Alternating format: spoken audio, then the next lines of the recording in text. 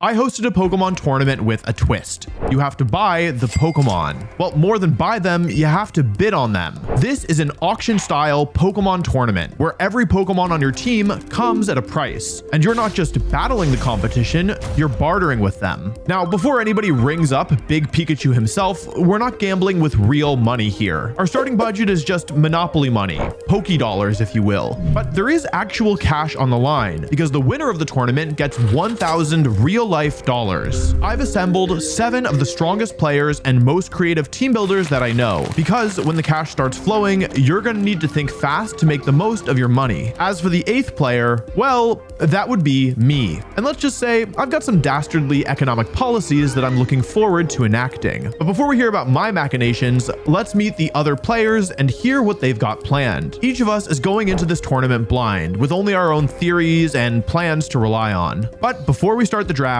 I've had the other competitors send over their own strategies to my editors, which I will now share with you so you can see how their plans play out, or how they crash and burn. First up, we've got Rosemary Necra Kelly, an extremely experienced VGC player and one of the best commentators the scene has to offer. She's also one of the kindest people I know. Her draft plan is not so nice.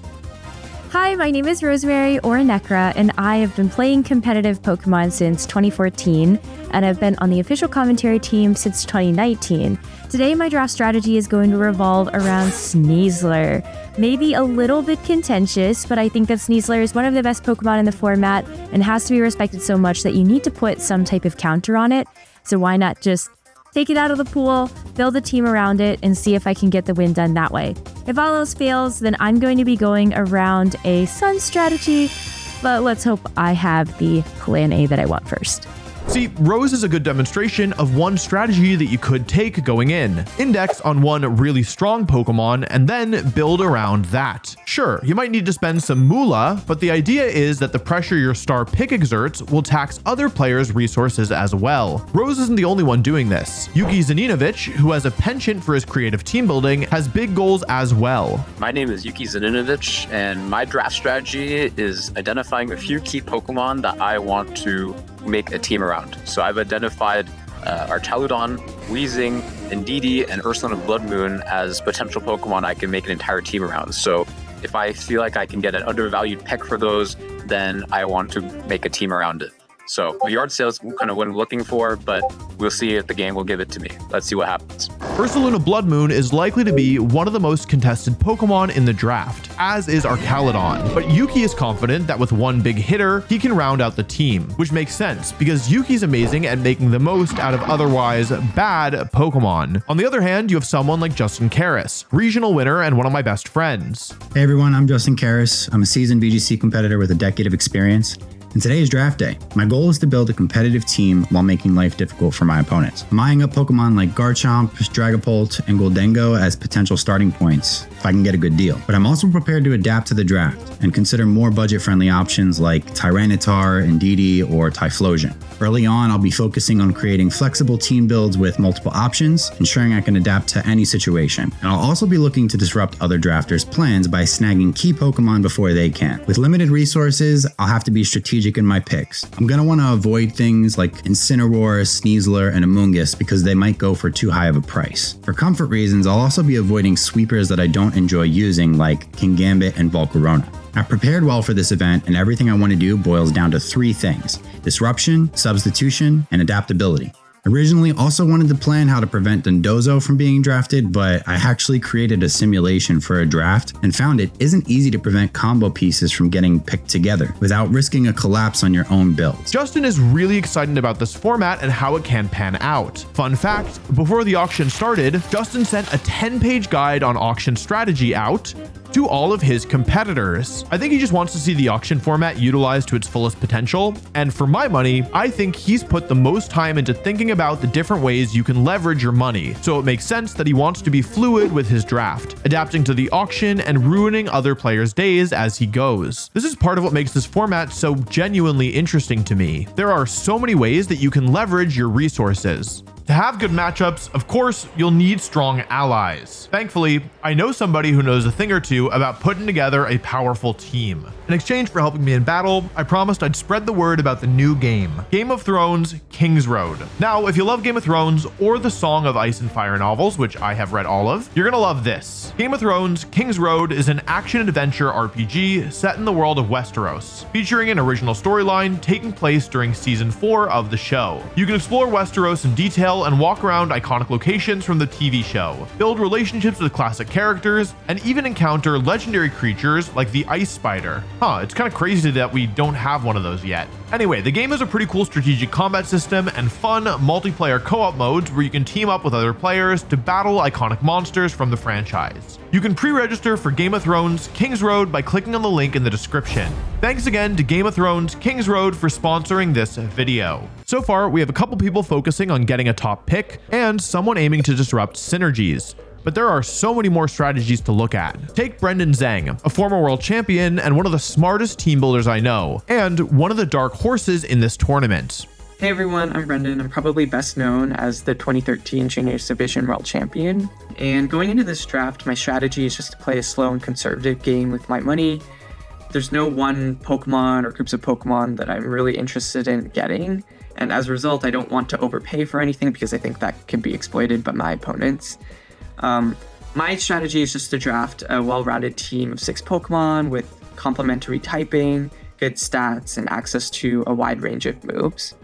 And I guess if there's any Pokemon that I could really want, it would be Smeargle, just because it's really difficult to prepare for, and I think I could be really creative with the moveset that I choose to have. Brendan's thinking about efficiency. He wants to make sure that he doesn't overspend on anything, and while other players are daydreaming about the top tiers that'll define their team, he's plotting around the lower tier Pokemon that it's likely every player is going to have to take to stay within their budget. That's similar to the strategy that Joshua Lorsey, another strong player from North America, is thinking about. Hey guys, this is Joshua Wolfey, also known as Lorsey Loves You. Been playing VGC since 2015. My most recent success within the game would be top 8 at Brazilian Internets and top 8 at Orlando Regionals of last season. My main approach for this Wolfey Click Invitational is to acquire a high tier setup mon and balance out the team with lower tier redirection and support mons for that specific mon.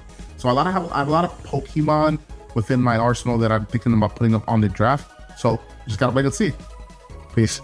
Lorsey's thinking about both ends of the spectrum, but keeping his cards close to his chest so far. He's identified that a team's support Pokemon, like those offering redirection, are often the ones that can be foisted onto its lower tier mons, while your higher tier Pokemon are the ones doing the big job, damage. Marcus Hamann, formerly Marcus Stadter, who regular viewers know well, is also thinking about duos, but in an even more defined way than Lorsey. My name is Marcus. I'm a competitive Pokemon player and commentator, third place at Worlds 2016, and my plan for this auction draft will be focusing a lot about duos.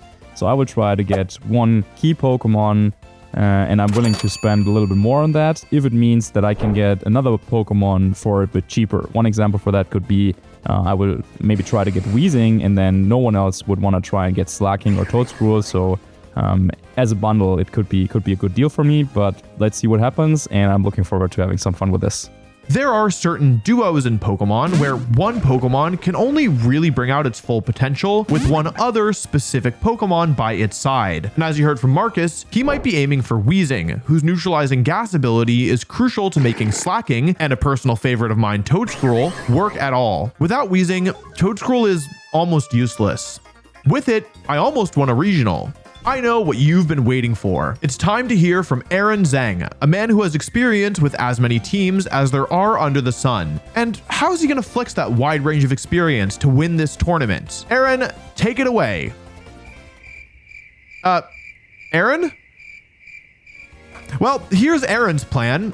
No plan. Yeah, Aaron never sent in a video detailing what his plan was because he basically rolled up, pulled off his sunglasses, and just started shooting. We'll see how it works out for him. Finally, that brings us to me. And for my strategy, well, you're not going to get all my secrets just yet. From what my competitors have said, there are already some contested Pokemon up for grabs, like Weezing and Archaludon. Of course, I only learned about this after the fact, which means that the me who's about to start bidding has no idea that the one Pokemon my whole strategy hinges on is potentially going to be the subject of a bidding war. Let's get into the auction and the specific ways that it works. All 8 players have been given a random order for their turn. At the start of a player's turn, they can nominate a Pokemon for the bidding, but nominating doesn't mean that they'll be the ones to get that Pokemon. It just means it's currently up for auction. Every other player is allowed to bid on the Pokemon as well, until everyone else gives up on spending any more money, at which point the highest bidder gets to keep it. Also, if you nominate a Pokemon and nobody else bids on it, you are stuck with that Pokemon for $50. The way this works means 2 things. First, if you're feeling gutsy, you can drive up the price of Pokemon you don't even want, as long as nobody else calls your bluff. We've all got to pay attention to the teams that other people are building as well, because while each of us has the Pokemon that we want for this in mind, saddling somebody else with a Pokemon that really doesn't fit their team might be worth letting one of our planned Pokemon go. Second, our teams won't be built at the same speed. If it's your turn to nominate a Pokemon, but someone else ends up getting it, we just move on to the next nomination. Theoretically, somebody could wait until the very end to get their full team of choice. You know, just speaking hypothetically, no particular evil reason or anything. We each have 1,000 Pokédollars to spend. In this auction, you can use as little or as much of your money as you want. And as an extra incentive for being thrifty, the winner of the tournament will get to take home any of the money left over from their bidding process, in addition to the base $1,000 prize pool. Why? Because I like to teach good financial literacy, of course. Who am I kidding? I'm about to drop a rack and buy a bridge. Yuki's the first player to nominate, which, if you remember, is a big deal because Yuki's looking to snag some of the most powerful Pokemon available fast. I'm at the very bottom of our nominations, meaning I won't have a chance to nominate anything until 7 other Pokemon have already been taken. The draft kicks off, and without hesitation, Yuki immediately nominates Ursaluna. A quick side note here, Ursaluna might just be one of the strongest Pokemon you can draft in this entire tournament, and that's because we're playing with special rules. Right now, Ursaluna is 2 Pokemon. See, instead of making Pokemon with 2 forms separate entities, the player who gets that Pokemon can choose either form when building their team. Once they've built their team, they'll be locked in. It's not like whoever gets Ursaluna can shift the moon phases at will, but having a strong and versatile pick to build around is a huge benefit, so it makes total sense he's going for it. Yuki drops a $50 bid, and Marcus immediately fires back with $75, at which point Yuki says, you know what, let's cut to the chase, and proposes $200 on Mischievous? We knew Yuki was creative, but even I'm a little surprised. Until we realized that Mischievous is Pokemon number 200. Guys, here's a tip from me. If you're running a live event, something's going to go wrong. We're just lucky that it's happening this early. Once we figure out that mishap, Marcus can resume driving the price up with a $225 bid. $325 from Yuki? Look, none of us are even sure if Marcus actually wants Ursaluna in the first place. And by putting down such a big bid, Yuki's calling his bluff, saying, I get what you're doing, but just let me have this stupid bear. Marcus relents, but that means with the very first Pokemon auctioned off, Yuki has used 32.5% of his money for only a 1/6 of his team. Now, my math isn't very good, but I have other people to run the calculations for me, and they tell me that 1/6 is almost exactly half of 32.5%. Yuki did get a very strong Pokemon for sure, but at what cost?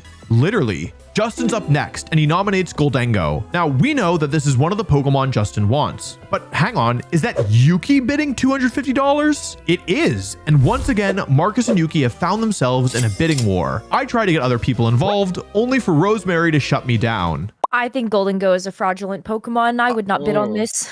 That's crazy. That's crazy. Goldengo, Avatar of Greed, demands more monetary sacrifice to summon him, and it looks like Yuki is happy to oblige. When the coins have settled, Yuki spent another $300. Now, maybe I'm not the best at math, but you don't have to be to realize that that is well over half of his money. Yuki, however, seems pretty satisfied. The next few rounds of the draft proceed about as planned. Lorcy grabs Gardevoir, though Justin forces him to pay an extra $50 for it, and Rosemary steals Sneasler for $200 $275. Sneasler, the most used Pokemon in the format, the Pokemon currently sending the community into conniption fits, literally plaguing everything it touches with various ailments, public enemy number 1 for just $275. Less than either Goldango or Ursaluna. Imagine there's a deadly illness ravaging everything it touches. How much would you pay for the cure? Or if you're Rosemary, how much are you willing to pay to control it? In this case, I think she got it for a bargain. Aaron's turn, and he nominates a Pokemon I've been waiting to see, Archaludon. Immediately, the bids come flying through. I feel like an auctioneer rattling off prices every second as people vie to own their very own bridge. But I have a secret. I'm not just the auctioneer, I'm the bidder, because I want the bridge. This is the one Pokemon I've been planning around. I'm willing to spend big for this one Pokemon, and once it's gone, I'm confident I can make the rest of my team work, even on a budget. But I need Archaludon to pull it off. For now, if you've got a bridge to sell me, I'm buying. I let the bid stack up all the way to $325 because I don't want to make it too obvious how much I want this. Then I put in my bid, trying to sound nonchalant when in reality, all I'm thinking about is bridge. It's me versus Aaron Zhang, each of us trying to own our very own bridge for keeps. We're not even close to my limits yet. We're at $400 and I'm expecting it to go higher, but Aaron balks and I'm left with the Golden Glick bridge. For the highest price paid yet, but one I'm more than happy with. Brendan lets Incineroar hit the field, and I think we're in for another bidding war, but Marcus snatches it for a paltry $250, then immediately turns around and proposes Dondozo. If there is any Pokemon that fits the unique pair strategy that Marcus is thinking of, it's Dondozo, a Pokemon who usually only comes to its full potential alongside its sushi chef, Tatsugiri. But it's Rosemary who takes it home, and now we start to understand that she's modeling her team off of a Dondozo and Sneasler team that just placed pretty well at a tournament a few weekends ago. Finally, it's my turn to nominate, and I'm going to put up what I think is one of the absolute best Pokemon left. A Pokemon that's super flexible in any composition and one of the coolest mons around, Dragapult, a Pokemon I absolutely don't want. I'm not nominating Pokemon I want because I don't plan on spending any money for a while. Why would I? After all, I've got a bridge. If a Pokemon I do want shows up, I will bid on it, but I'm not really especially counting on it, to be honest. While it's my turn, all I have to do is nominate a really good Pokemon for $50. If I do get it, hey, I got the deal of the century, but I know that's not going to happen. Somebody else wants this, and I'm willing to bet they'll spend good money to get it. I'm right. Justin finally picks up his first Pokemon, ending our first round. People's strategies are starting to take shape, except for the Zhang brothers. Now, I know these guys are smart, so I'm worried that they're biding their time, playing smart with their money, or as Marcus suggests, maybe doing something different. Aaron's still reading up on draft rules. I'm worried. Oh wait, no, I wanted all these Pokemon. Round 2, start. Now that we've all got the hang of drafting, things start moving fast, and I start to notice something. It feels like no matter which Pokemon gets nominated, Marcus gets in there with a bid immediately. Baxcalibur, Amoonguss, Glamora, all good Pokemon, sure, but totally different Pokemon. Now, I believe that Marcus can make just about any Pokemon work, but is he really frothing at the mouth for the fabled Glamora Incineroar strategy? I'm not so sure. In fact, now that I look back on it, even Marcus's Incineroar pick seems like it was probably designed to bait other people. After all, it's the best Pokemon ever created. He just happened to get it on sale. When Marcus does finally pick up a second Pokemon though, it's one that does have synergy with Incineroar. Now, Incineroar works with a lot of Pokemon, but if there's one it works especially well with, it's his fellow fake-out brother, Rillaboom. Worst of all, Marcus got both of these Pokemon for just $450 total, only barely more than I paid for just Archaludon. All right, Aaron. Wait, Yuki, why didn't you bid?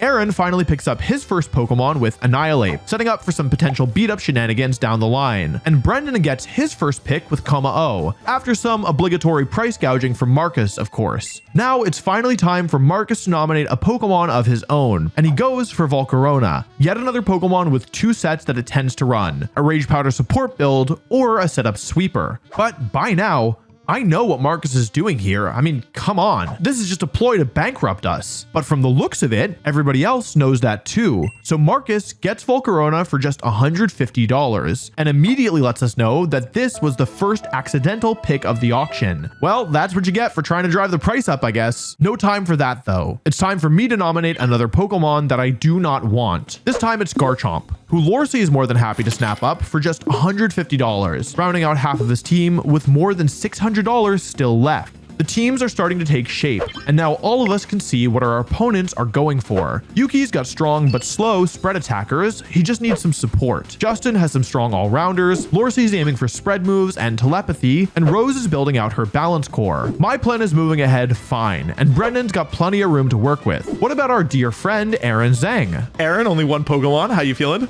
Dude, I was not, I didn't think Annihilate would be my #1 pick, so now I'm scrambling to figure out what the heck I want to do with this Pokemon. This guy's looking at Pokemon that learned Beat Up. And then there's Marcus.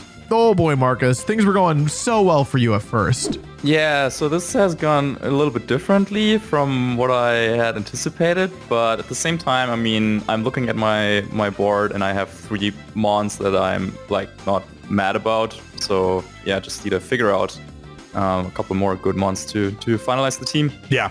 I say out loud that I've spent more on the bridge than I really wanted. I paid the most money out of any Pokemon so far. Incineroar went, like, Amoonguss barely went for 200. Like, Garchomp went for 150, and I paid 400 for the bridge. So I don't feel like it was the best case scenario for me, but I did get the bridge, which I wanted. So I guess it could be worse. Which is true after seeing Amoonguss and Incineroar, 2 of the best Pokemon of all time, go for only around $200. But in reality, I'm still well within expected parameters because I know the other Pokemon I want, I'll be able to get on sale. Justin, of course, has a running list of all the strongest Pokemon that are still left. Like, Gambit is still out there.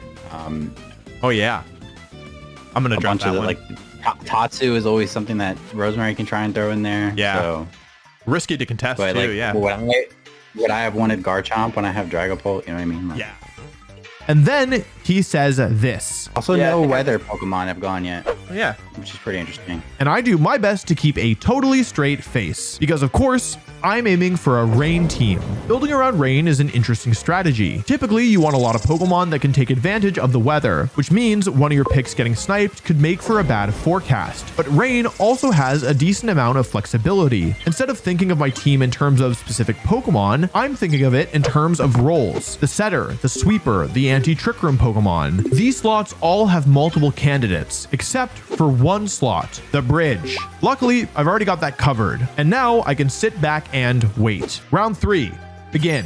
The Zhang brothers start things off by picking up Magmar and, for Aaron, the second half of the Mousehold Annihilate combo. I throw a little bit in there because Mousehold's actually got nice synergy with our Caledon to boost its stamina levels to the max. But to be honest, I know that I just can't compete with Aaron Zhang's bags of money. He might have been lost beforehand, but this one is a no-brainer. Lorsey nominates Corviknight, and for just a moment, it looks like he's gonna saddle Marcus with it. This Pokemon has incredible synergy with Lorsey's team, but Marcus knows he can't afford another accidental pick just by upbidding. So far, Lorsey's gotten everything he wanted on the turns he's bidding. That means he's building up a barnstormer of a team. It's time for a people's hero to step in. Someone with the funds, the smarts, and the moral sanctity to do what's right, protecting everyone from this incoming devastation. What, you thought I meant me? I did a whole event where I was on the villain team. Not that I did much to help. No, the hero here is Justin Karras, the guy who said he was going to try and disrupt other people's drafts. Justin, stone cold, calls Lorsey out. You are all talk, bro. What is this fake at? Oh my goodness. Listen, man, let's poker. Knowing he's willing to shell out for this Pokemon and forcing him to spend $50 more.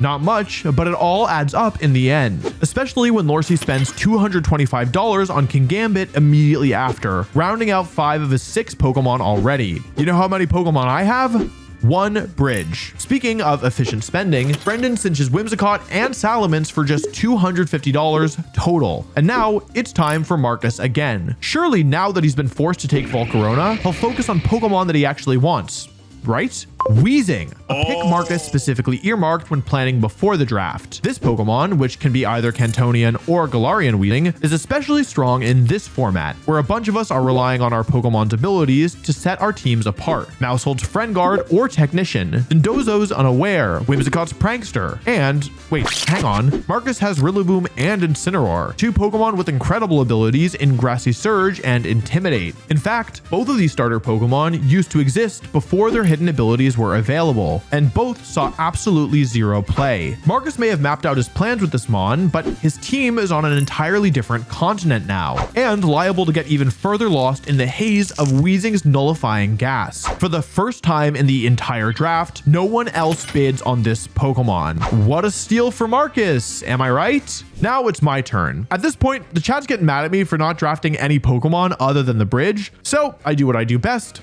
and ignore them. Sorry chat, I nominate Porygon 2. If you watched my video on the best not fully evolved Pokemon ever, you know that I said this was the single greatest unevolved Pokemon ever, and one of the most reliable Trick Room setters of all time. I'm hoping to bait in Yuki here, what with his Ursaluna looking all scary. Yuki does throw down some cash, but at the end of the day, it's Justin who walks away with the duck. We don't need to summarize everyone's team here. The big story is Lorsey jumping out to 5 out of his 6 Pokemon already. Lorsey's done a great job of getting the Pokemon he wants for cheap. He's got $225 left for a single Pokemon, while people like Rosemary and Yuki have about $100 on average for 3 or 4 slots. But with 1 slot left, some of us have an idea of what Lorsey's going for, and we'll see if those expectations hold true in just about 3 picks. We agree to take a small intermission so people can grab water, or in Marcus's case, figure out what the heck he's gonna do with a Wheezing and Volcarona on his team now. With our break over, it's time for round 4. And it seems like Marcus has figured it out. It's not his nomination, but he's willing to spend big bucks when Justin puts up Primarina, completing his Fire Water Grass core. After a lot of reckless spending, Marcus needs to focus on how he's gonna bring his team together. Now it's time for Lorsey, and when he proposes Indeedee, the only thing any of us are surprised about is that it took this long. See, Lorsey's got a strong team, but with some lower powered Pokemon there too, namely Gardevoir. Gardevoir's telepathy ability is strong in a team filled with moves like Earthquake and Sludge Wave, but what really bumps it up from a wannabe contender to a real threat is its access to the move Expanding Force, a devastatingly powerful move that has the big drawback of only being at full power inside of psychic terrain. Lorsey's already got Tailwind, so he'd really appreciate a way to shut down opponents' priority moves. Indeedee is the only psychic terrain setter in the game. If there's one pick he wants, this is it. And Justin knows it. $100 Justin, $125 Lorsey. It looks like it's gonna go Lorsey's way. Then Justin jumps to $175, drawing a clear line in the sand for Lorsey. Lorsey goes all in, bidding his entire $225 budget for this Pokemon. After all, what does he have to lose? This is the last Pokemon that he needs. Turns out what he has to lose is Indeedee itself. Justin outbids Lorsey, bidding more money than Lorsey has left and denying him the Pokemon that would have been the backbone of his strategy, but potentially sacrificing his own team's potential in the process. Remember that $50 that Justin squeezed out of Lorsey earlier? Feels pretty impactful right about now. That was just to protect everybody mostly. Like, you guys don't realize how powerful this team gets. You're nuts. The next few picks are pretty uneventful. Most people know what they want now, and as we get further into the draft, the scope of Pokemon that we can fit onto our teams gets narrower and narrower. Or it would, unless you happen to have only one Pokemon on your team. Can we talk about the fact that none of the rain pieces are gone and Wolf is just waiting for Marcus makes a pretty good point, but here's the thing. Who's gonna stop me? Nobody else wants rain, right? No one's gonna nominate the Pokemon that I want. Yeah, maybe. Whose nomination? Oh, Bascu Legend. Yeah. There we go. That's a Pokemon I want. But it's like, okay, Brennan, I understand, but you know, we don't really want this, right? No, I think I do want it. No, Brennan. I mean, really, it's not even that good. Brennan, I don't think you really want this one. Honestly. No. Bascu Legend, no! I'm not bidding on this. I have no money. Seems like Brendan took Marcus's words to heart. Okay, so maybe some people are starting to take the rain Pokemon that I want. That's okay. No one's even nominated a rain setter yet. You know, Marcus, I know you don't really want this, so I'll just go ahead and just I mean, place a cheeky bid. sure? Come on, Marcus, you don't want this. And secretly, neither do I. Going twice? Sold to Aaron. I let Aaron take this Pokemon because first, I hate Pelipper. And second, I think I can make this team work with the second string rain options. In fact, I'm counting on it. Well, I said you could still get both, like Pelipper and Politoed. Well, I don't know if I want Politoed necessarily. That's a lie. Politoed is one of my all-time favorite Pokemon. I do want Politoed. I need Politoed, and everyone in the auction knows it, which is exactly why I'm not going to nominate it yet. Instead, I'm going to go for another one of my old favorites, Scrafty. This is a strong Pokemon that a bunch of people in the draft might be happy to pick up, but when they don't, it means I get it for just $50. And unlike Marcus, I'm actually happy to see this Pokemon. Round 4 is over, and after spending the most on a single Pokemon so far back in round 1, I'm ending round 4 with more money than anyone. All according to plan. Round 5, engage. If there's one other person following my strategy, it's Yuki, and we're about to see it pay off. While Yuki drains his funds to nearly a third in just the first round, that means he has money to play with now, meaning he's able to win the bidding war against Aaron for Grimmsnarl. We might have been making fun of Yuki for his big spenda energy early on, but it means that he now has 2 of the strongest Pokemon and also decent money to spend. For Yuki, the issue now isn't cash, it's the quality of the Pokemon left. Justin, however, only has $150 left, and now he has to make Indeedee more than just a big middle finger to Lorcy. What better way to do that than by adding insult to Lorcy's injury by nabbing Gallade, Gardevoir's sibling, and a Psychic Terrain Abuser, all to Justin's own. Lorcy finishes his draft up with Talonflame, while Rosemary rounds hers out with Sylveon and Sinistcha, upbidding herself at the end just to let us know how dedicated she is to this pick. That means she's using Dondozo without Tatsugiri, but as she'd tell us later, this was the plan all along. And I never wanted Tatsugiri. I see that, chat. I never wanted Tatsu. Brendan nabs Metagross as his 6th, and now we're at Marcus. Marcus, whose initial plan is nowhere to be seen, but he does have that wheezing, right? While Toedscroll might be off the table since he already has a grass type in Rillaboom, there's still room for Marcus to take Slacking, like he initially planned, a Pokemon that absolutely nobody would dare contest. It seems like an easy pick, but Marcus is taking forever to nominate. While we wait, I muse on one of the potential picks left. Somebody pointed out we don't have Tyranitar Excadrill left, which only Yuki or I could even go for if we wanted. See, the power level is so skewed when you don't get to pick and choose everything that you want in a team. While in regular tournament play, you can expect almost every team you face to have an Intimidator, here, Marcus, Brendan, and myself are the only players that have one so far. That means that physical attackers probably don't need to hold the clear amulet item at all. And it seems like Marcus realizes this too, because Tyranitar hits the field. This is a great pick from Marcus because he knows that nobody else wants to bid on it. Aaron and I are committed to Rain, and it doesn't fit super well on either Justin or Yuki's teams. And Tyranitar's incredible ability doesn't get shut down by neutralizing gas as badly as you might think. It only needs to activate once to set up sand. At this point, people can't afford to take Pokemon that they don't want, which means it's time for me to pull the trigger. It's time for Politoed. And despite every single person in the draft urging Yuki to save them, it's to no avail. He knows it's terrible on his team, and I'm daring him to take it. Yuki, bro, you gotta step up here. You have no way to beat Arcaludon with Rain. I'll let you have it. I will. To be honest, if he does, I'll just outbid him. But Yuki doesn't know this. My strategy's working out perfectly. I just got my Rain Setter, the other key component to my strategy. And to be honest, it's the Rain Setter that I wanted all along. For reasons you probably already have guessed, but if not, will become apparent very quickly. Half the players have finished their draft, and we're into the last round. With a team archetype totally different from Yuki's, I'm confident I'm getting everything I want. Aaron might want another Rain Pokemon to go along with Pelipper, but I have a power he can't deny. $500. Final round, initiate. The benefit of this delayed strategy is that you're really unlikely to get contested now that everybody else's teams have become near complete. The downside is that you have far fewer Pokemon to choose from. This means that both Yuki and I are near guaranteed to get whatever Pokemon we want. And actually, every single Pokemon left on the table goes totally uncontested. Yuki grabs Palmet, Justin picks up Arcanine, Aaron nabs Blastoise, and I get Kingdra. With just Yuki and I left, the picks go quickly. Magmortar for Yuki, and the last Pokemon I had planned on from the start for me, Gothitelle, completing the Perish Trap core that I'd envisioned from the start. Yuki decides to add a little weather control of his own with his last pick, so it's up to me to pick the absolute strongest Pokemon left. The other 5 I got are exactly what I wanted, but now I have my pick of the litter. It's like I've been let loose in a 10-story department store, and I can just take whatever merchandise I want for free. Jewels, a luscious coat, perfume, some nice socks. Naturally, I'm going to pick the absolute height of luxury. Yeah.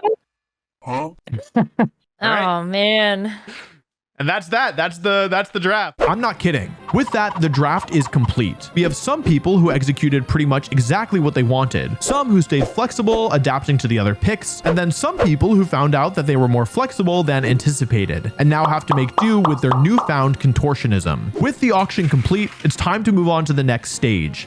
Team building. Everyone's got one day to figure out what sets they want to use on their Pokemon, at which point they'll submit their team sheets. For some of the people with more creative teams, this could be the most important part of the entire tournament. And for the people who waited until the very end to draft all 6 Pokemon that they planned on, well, let's just say that Wolf's sleeping extra good tonight with a pillow full of cold hard cash. Tomorrow we battle, and we'll see whose money does the most talking. Okay, it's day 2. We've randomly divided all 8 players into 2 groups, who will each play a round robin against each other to determine who is advancing into the semifinals. In one group, there's Rosemary, Yuki, and both of the Zhang brothers. The other group has Marcus, Lorcy, Justin, and myself. The plan for my team is simple, but it's going to be a bit complex to actually pull it off. I've got my less than conventional Rain core with Politoed, Kingdra, and of course, the very powerful, very expensive Bridge. Scrafty is strong inside of Trick Room, plus provides Intimidate and Fake Out support, while Gothitelle lets me also threaten Perish Trap as an additional win condition. Finally, there's my secret weapon, Hisuian Electrode. Now, your first thought might be that Electrode is here because it's a fast electric type who can spam Thunder in the rain, but I've actually got a totally different plan in mind. See, Electrode's another way for me to control the game in many ways. Its incredible speed means it's the fastest thing on the field even when I don't have Rain up, and Electroweb lets that be the case for my other Pokemon too. Taunt shuts down opposing Trick Rooms, and my Terra Ghost means I can avoid enemy Fake Outs in a pinch, but regular Electrode can do all of this. So why have I chosen the Hisuian variant? Well, there is one attack that the classic version of Electrode could never dream of pulling off. Bullet Seed. Bullet Seed isn't really here to do damage. It's here to power up my teammate. By attacking my own Archaludon, I can boost its defense stat once per Bullet Seed hit via the stamina ability. With the loaded dice item, my Bullet Seed will always hit 4 or 5 times, meaning my Archaludon instantly becomes pretty much unkillable from any physical attacks. And it's already got the boost on the special side from the Assault Vest item. Finally, just in case I can't use Politoed, I've also got a way to set up the rain manually with the attack Rain Dance. Electrode is the battery of my team, built to share its energy with every other Pokemon, and it might be crucial in the first round as I take on an opponent who has some of the best anti-rain tools in the tournament. Okay, our first pairing is up, and I'm facing down none other than Marcus, the man who strayed so far from his planned expedition that he's discovering new and unnamed lands. He ended the auction with a team that definitely didn't go how he planned, but I pull up the team sheet and man, I should have known better than to ever doubt Marcus. Not only has Marcus put his Pokemon together in a way that maximizes their synergy, it also makes my life extremely hard. And it's all thanks to the Pokemon that took even Marcus by surprise, Galarian Weezing. Instead of leaning away from his accidental pick, Marcus has crafted the rest of his team to function inside of Weezing's neutralizing gas. The Rillaboom still has Grassy Surge, sure, but instead of relying on the priority of Grassy Glide, it's packing 2 different grass type moves that can provide a different type of speed control, Drum Beating and Grass Pledge. That second move comes into play alongside his Life Orb Primarina, who's got Water Pledge. If you're not familiar with these pledge moves, they're moves that are exclusive to starter Pokemon, Silvally, and Mew. Fairly strong single target moves that have no secondary effect unless they're combined with another pledge. In that case, the pledge moves fuse. The Pokemon moving second will use a stronger version of both moves and set a unique terrain effect on the battlefield. In the case of grass and water, they always combine into a 150 base power grass type move. The thing is, even though this is a grass type attack, for some reason, if Primarina uses it, it still gets a stab boost and a benefit from grassy terrain, not to mention a boost from Life Orb as well. Even scarier though is the result of this combo, a swamp that quarters the speed of all Pokemon on the opponent's side of the field, which is some of the strongest speed control you can get in the game. Marcus also has Incineroar, of course, making for a really threatening fire, water, and grass core. But the real problem for me is this Galarian Weezing. See, my entire team is reliant on abilities. When Weezing's on the field, I don't just lose Rain, I also lose my water type Pokemon's only water move, since they're both running Weather Ball, as well as Shadow Tag, Archaludon Stamina, and the ability to use Electro Shot in one turn, which is my only real way of hitting Primarina for super effective damage. That Pokemon's going to be a real problem, especially because I have no fairy resistances for Moonblast. Well, normally, but I have a plan, and it does center around rain. Just because I can't use Drizzle doesn't mean things can't get wet. Marcus's team is one of the main reasons for the last move of my Hisuian Electrode, Rain Dance. Hisuian Electrode is still the fastest Pokemon on either of our teams, meaning I can just set up the rain manually. With Rain up, Marcus still doesn't have an easy way through Archaludon, and it enables my Kingdra's Hurricane, which is one of my ways through his Rillaboom. The plan is simple. I need to get the rain up. I'm going to lead with Electrode and Kingdra and try and put my plan into action as soon as possible. I'm expecting to see Weezing, and that expectation is immediately fulfilled as Weezing hits the field alongside Incineroar. From turn 1, the mind games have already begun. See, my Electrode is Terra Ghost. If I think Marcus is going to use Fake Out, I can dodge it and get the rain up immediately, but that would be a big investment of Terra on my side. If Marcus Fake Out's there, Kingdra can threaten Incineroar immediately, so I choose to click Rain Dance with no Terra. This leaves my non-Focus Sashed Electrode open to 2 super effective moves, but I think that Marcus is going to respect Terra Ghost. Incineroar's Fake Out comes out right into my Kingdra's Protect. Weezing does Sludge Bomb Electrode and poisons it, but I'm fine with that. Rain has gone up, but even now, it's not guaranteed to stay up. Marcus has more ways to stop rain. He has Tyranitar in the back. In the first turns of a battle like this, I want to prepare for every eventuality, but is clicking Rain Dance again with the rain already up actually going to be worth it? Incineroar switches out, and Marcus reveals that he has in fact brought out Tyranitar, but in a weird twist, he doesn't switch out Weezing, meaning that the sand doesn't start streaming. Not that it matters, because I did click Rain Dance. I know what Electrode's job is here. Keep everyone's socks from drying out. My newly Steel-type Kingdra launches a huge Weather Ball into Tyranitar, ensuring that my rain is here to stay, and that Strange Steam won't do anything in return. Or it wouldn't if it hit. Remember how I said I have no fairy resistances normally? That's what Terra Steel is here for. It's also why I wasn't enthusiastic about terastallizing Electrode. In this matchup, I ideally want to terastallize Kingdra every time, which will transform it from Primarina fodder into a mechanized seahorse threat. That was a bit of a lucky, weird turn for me, what with Weezing shutting down Marcus's own sand and the Strange Steam miss, but I think my play would have covered a connection anyways, so I'm not unhappy. Marcus ends up Primarina, his big threat. But I've got so much momentum. Marcus makes the smart play, double protecting to Scout and letting my Electrode die to poison. Luckily for me, this lets me bring out Archaludon. With Protects burned and Weezing not threatening either Pokemon, Marcus has no way to deal with an Electro Shot Weather Ball combo. He terastallizes his Primarina to Poison type just to try and survive Electro Shot,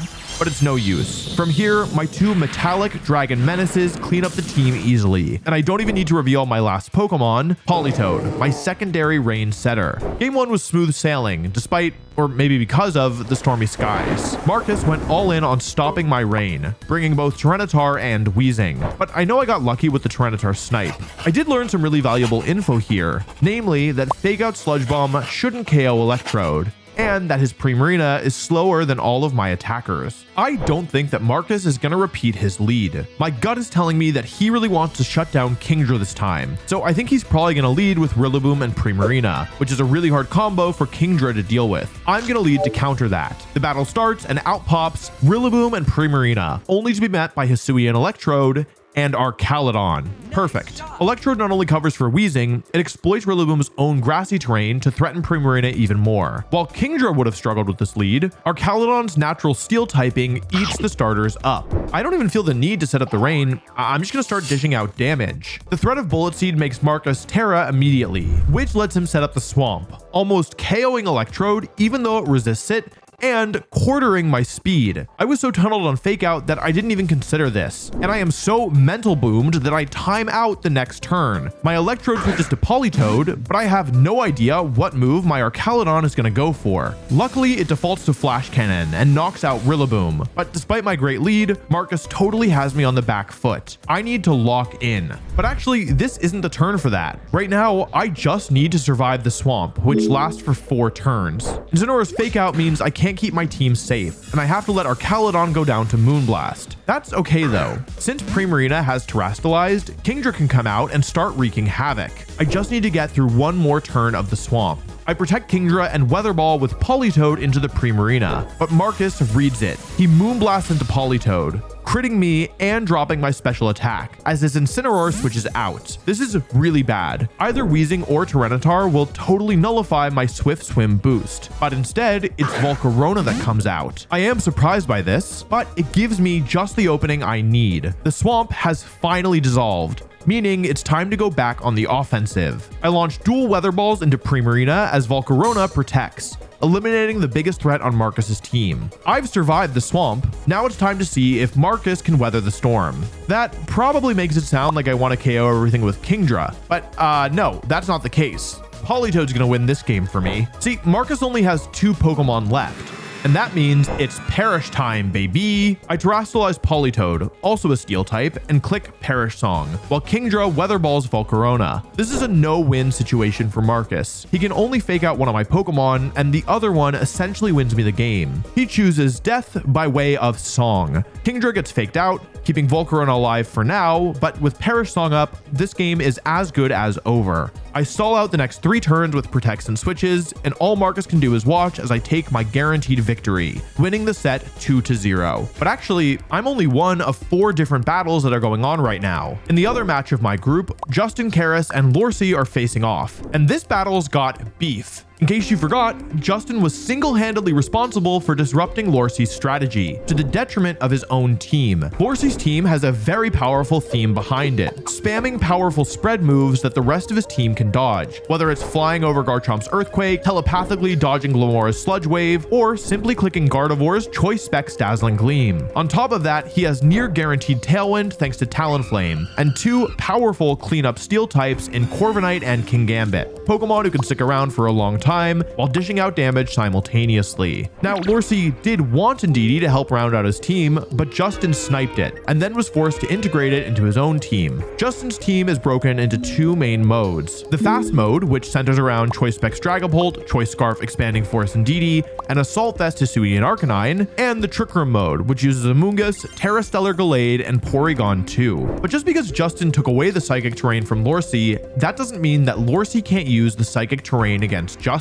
Despite not being able to set the terrain up, Lorcy's Gardevoir has Expanding Force, a move that is totally fine on its own, but warps this one specific matchup in a dangerous way. That's because Expanding Force becomes much more powerful if the Psychic Terrain is up. This means that Lorcy's Gardevoir is using a suboptimal move against every other opponent, but a very powerful one against Justin. That might seem like targeting, but maybe Lorcy's is trying to get even for Justin sniping him in the draft. But Justin's up for the challenge. In game 1, he leads with Indeedee and Porygon 2, flaunting Lorcy's Psychic Terrain right in the face of his Gardevoir and Talonflame. Immediately, both players are threatening Expanding Force, but they're also both representing 2 different modes, Tailwind versus Trick Room. Both are more than happy to click Expanding Force, but interestingly, both players forego Speed Control. Lorcy taunts Porygon 2 to prevent Trick Room. Justin, knowing Lorcy has to do this, Ice Beams into Gardevoir. It's just Expanding Force City, baby! When the dust clears after turn 2, Lorcy's left with a low health Gardevoir, and Justin's got to go to his final 2,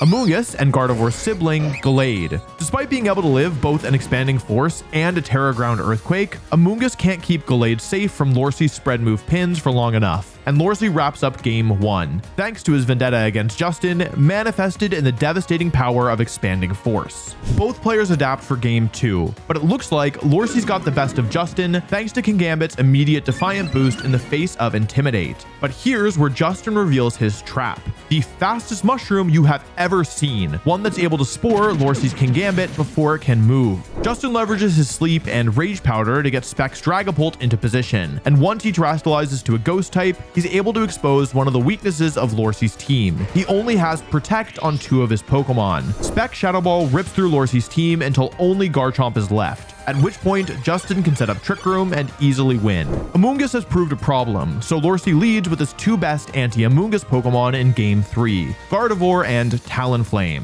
Sure enough, Justin leads Amoonguss alongside Gallade, and is forced to make a totally defensive play turn 1, switching out Gallade and protecting Amoonguss. But with Gardevoir now locked into Moonblast against 2 fairy resistances, Lorcey has to switch out too, and Justin goes all in on attacking the protectless Talonflame. Once the bird is taken down, he's free to bring in Porygon 2, whose massive bulk lets it survive a combo of Life Orb Dragonclaw and Choice Specs Moonblast. Trick Room goes up, and once again, Lorcey's Choice Specs have come back to bite him. Justin can safely fire off Spore into the Gardevoir slot. Now it's a long game, Lorcey trying his best to stall out Trick Room turns, while Justin slowly heals back up with Pollen Puff and dishes out damage over time. It takes so long that Justin is able to set up a second Trick Room and put Gardevoir to sleep again.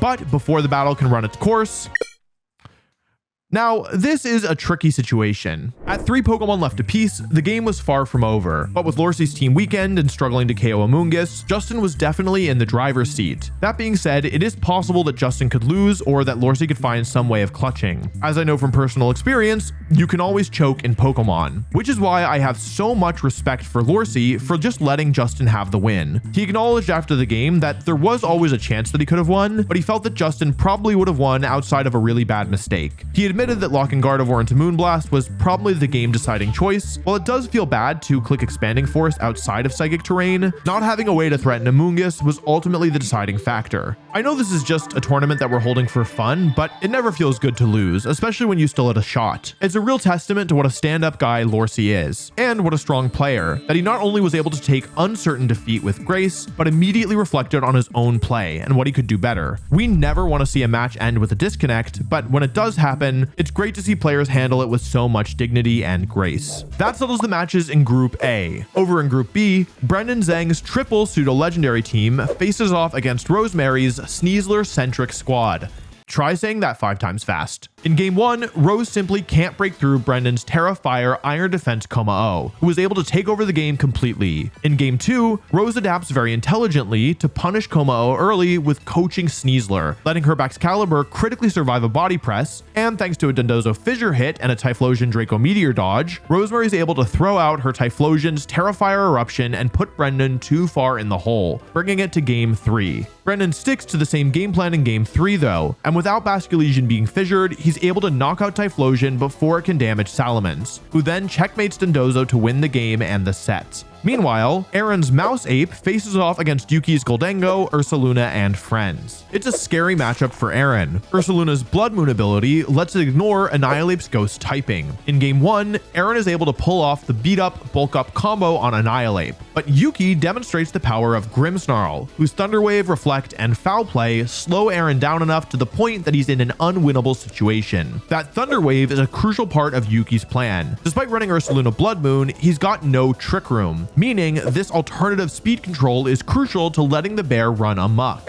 Aaron knows when he's cooked and starts planning for Game 2. Honestly, Clef might be a good adjustment for Game 2, because Clef in the back would have been solid for us in this one instead of Petly plus Blastoise, but he just goes for Fake Out. And as for Paralysis, well, Aaron Zhang has been here before, but that also means he knows how to play through it. For Game 2, Aaron sticks with Mouse Ape, but he plays the other side of the mix-up, going full-blown offense to blow up Ursaluna with a population bomb, rendering Yuki's Terra useless. From here, Aaron makes a series of great predictions, terastallizing to Ghost on the palm at close combat, switching Clef in on Foul Play, and correctly identifying that Yuki has Ninetales in the back. As Aaron thought, Clefable was the solution. The paralysis slows things down a bit, but Yuki is constantly at threat should Aaron's Pokemon be able to move. And after a few turns, Aaron wins 4 Pokemon to 0, and has to start prepping for Game 3. It's actually a really real offensive threat into his team. So I definitely expect one of Magmortar or Goldengo to come out in Game 2. Maybe even both. Those are 2 Pokemon weak to Blastoise, but Blastoise was useless in Game 1. It's a gamble, but in Game 3, Aaron leads with Blastoise and Clefable.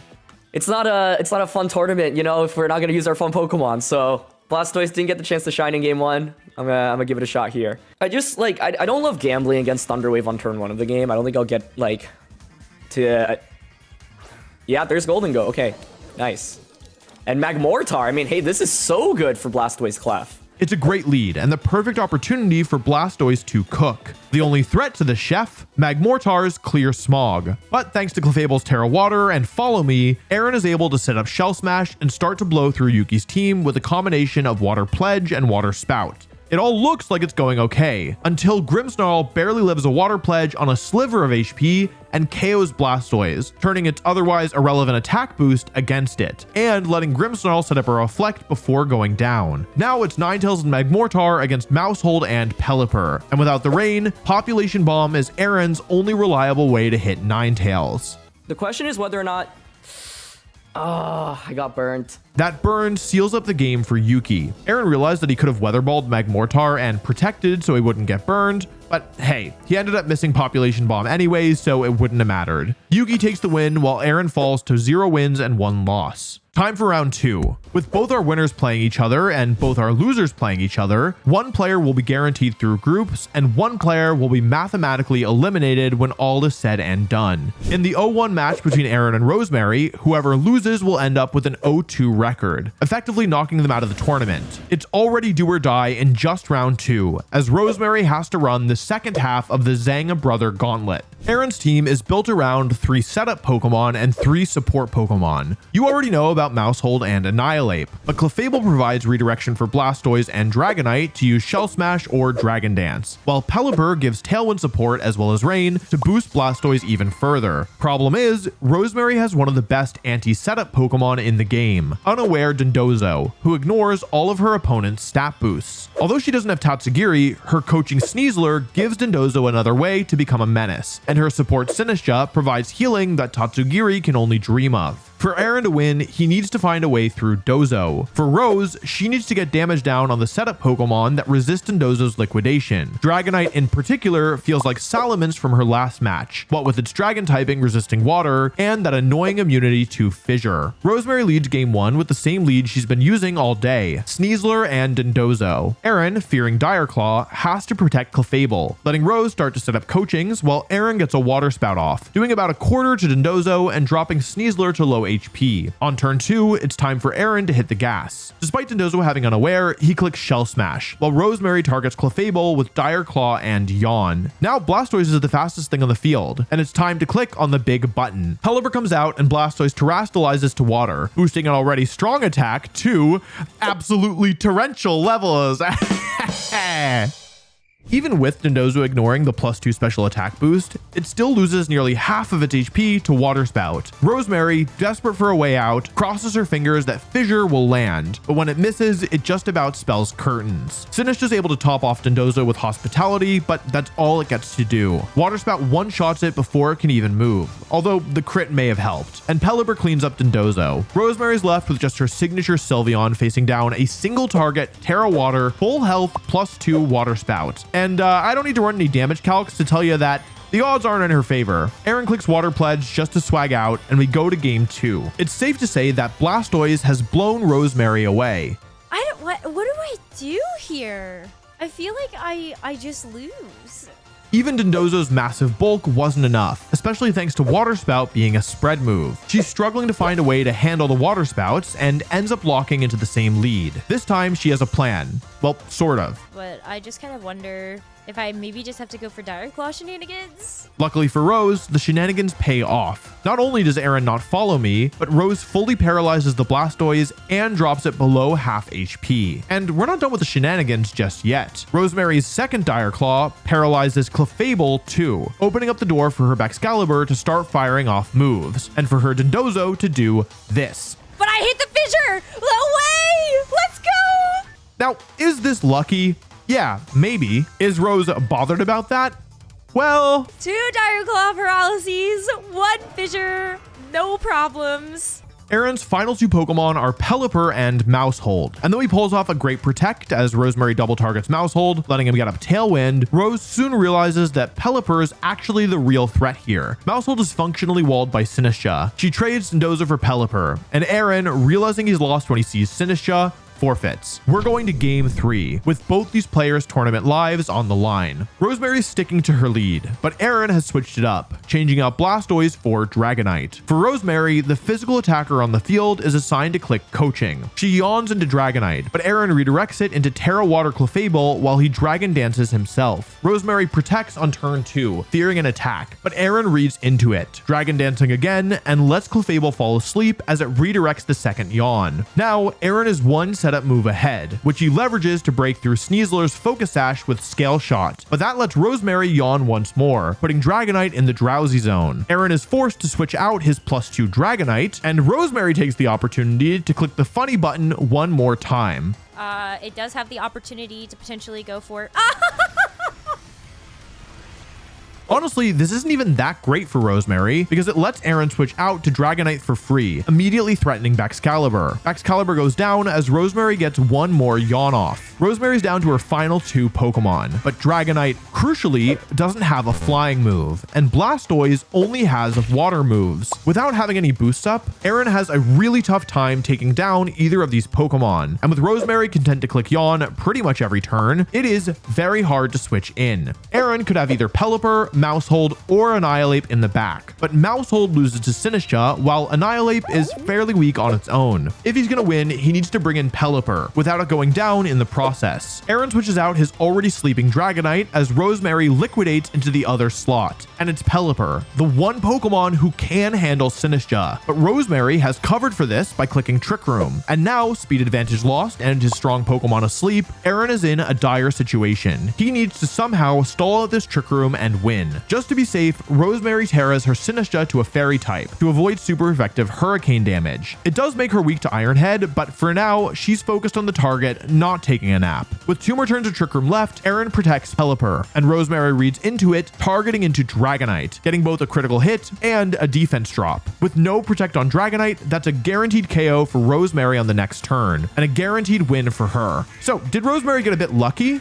Sure, but the thing is, that's what her team is built to do. Click moves over a long period of time with bulky Pokemon, and then leverage the swing from one Fissure or one good Dire Claw roll to put the opponent in an unwinnable position. Rosemary played this set just like she should, and if her cackles are any indication, she only feels glee when a Fissure lands, which in this case is appropriate. I still don't like Fissure generally, but I'm making an exception for you, Rose. With that, Aaron is out of the tournament, while Rosemary at 1-1 stays alive, which means that on the other side of Group B, Yuki versus Brendan will determine who moves on in the playoffs and who needs to win their last match to make it out. We've already seen Brendan's team in action. He's using high BST pseudo-legendaries alongside some other very high value picks. Magmar is a great support Pokemon with Redirection and Will-O-Wisp. Choice Scarf Basculegion can clean up games all by itself, not requiring any rain. And then there's Whimsicott, Brendan's prankster Pokemon. Brendan has kitted it out with a Swiss Army knife moveset specifically targeting all the other teams, with Sunny Day for weather control, Encore to stop setup, and Worry Seed to turn off ability-reliant Pokemon. Unfortunately for Brendan, Yuki's got Goldengo, who just smiles in the face of Encore and Worry Seed. That Goldengo is the core to Yuki's team, alongside Ursaluna Blood Moon. Yuki's team is built around these 2 heavy hitters, Ursaluna and Goldengo. He also is a prankster Pokemon, but Yuki's Grimmsnarl is much more of a standard support set, and support is just what Yuki needs. Choice Specs Alola Ninetales is also here to dish out damage, but Yuki also has Fake Out on his Pommet and the big brother to Brendan's Magmar, enabling 2 of the most terrifying Pokemon to be introduced in Paldea. As expected, Yuki lets one of his big threats hit the field right off the bat. It's Ursaluna and Grimmsnarl against Magmar and Kommo-o. Brendan's led with something that handles both Ursaluna and Goldengo. Magmar threatens the steel types, while Kommo-o's Body Press is scary for Ursaluna, especially because it can only terrestrialize into a normal type. But Grimmsnarl is the confounding factor here. Whether with Screens or Thunder Wave, it can really ruin Kommo-o's day. Yuki chooses the latter, only for Thunder Wave to miss, letting Kommo-o and Magmar double up into Ursaluna, eliminating one of Yuki's most powerful Pokemon and his terrestrialization target. This is a disastrous turn for Yuki, caused entirely by the Thunder Wave miss. He predicted that Magmar wouldn't use Follow Me, leaving Kommo-o wide open. If Kommo-o had been successfully slowed, Ursaluna's Terra Normal Blood Moon would have wiped it off the map. Instead, Brendan opens out to a huge lead, and he got it without losing anything except for Magmar's special attack stat. What that does mean though is that neither of his Pokemon threatened the Goldango that just switched in. Como-o's Throat Chop does do some damage, but not a good amount, so Brendan repositions to Salamence as Yuki reads into it, setting up Goldango and paralyzing Magmar. He then proceeds to bait out Salamence's Terra Fire. Now, Yuki knows he can click Shadow Ball to KO Salamence, but the problem is, Salamence still outspeeds Goldango. For Yuki to get out of this situation, he needs Magmar to be fully paralyzed so that he can then paralyze Salamence. He locks into Thunder Wave, and Magmar is fully paralyzed, but then disaster strikes. It misses again, allowing Salamence to throw out a wildly powerful Terra Fire Heat Wave, KOing Goldango before it can use the boost that it worked so hard to get. With his 2 linchpins thoroughly routed, Yuki knows the game is lost and forfeits. If you're one of the players playing this set, this is a really weird game 1 to try and get any info out of, because so much of how it played out was dependent on those Thunder Wave misses. Despite not inflicting a single point of damage, Yuki might feel like his game plan still works. If he wants to make an adjustment, that would be more of a read than anything else. Brendan predicts that Yuki will stick to the Grimmsnarl, swapping out his Como-o for Metagross, only to be met with Goldango and Magmortar, 2 Pokemon his Metagross can barely touch. Yuki's stellar lead gets him a free Nasty Plot, as Brendan brings in Basculegion to threaten Goldango. But here, Yuki's able to use Basculegion's Choice Scarf against it, and Protect to bait out the move. He sees Flip Turn, which doesn't threaten Goldango at all. Just to be safe, he terastallizes Magmortar, letting him fire off a free +2 Make It Rain and an Overheat, only for Magmortar to miss Metagross, Yuki's 3rd disastrous miss of the set. All that positional advantage he worked so hard for amounts to piddly damage on Magmar and Metagross. Despite the horrible lead, it is Brendan who now looks in control, especially because of the subsequent reveal that his Magmar is outspeeding Yuki's Goldango, which means Yuki can kiss the stack of coins goodbye. Yuki brings out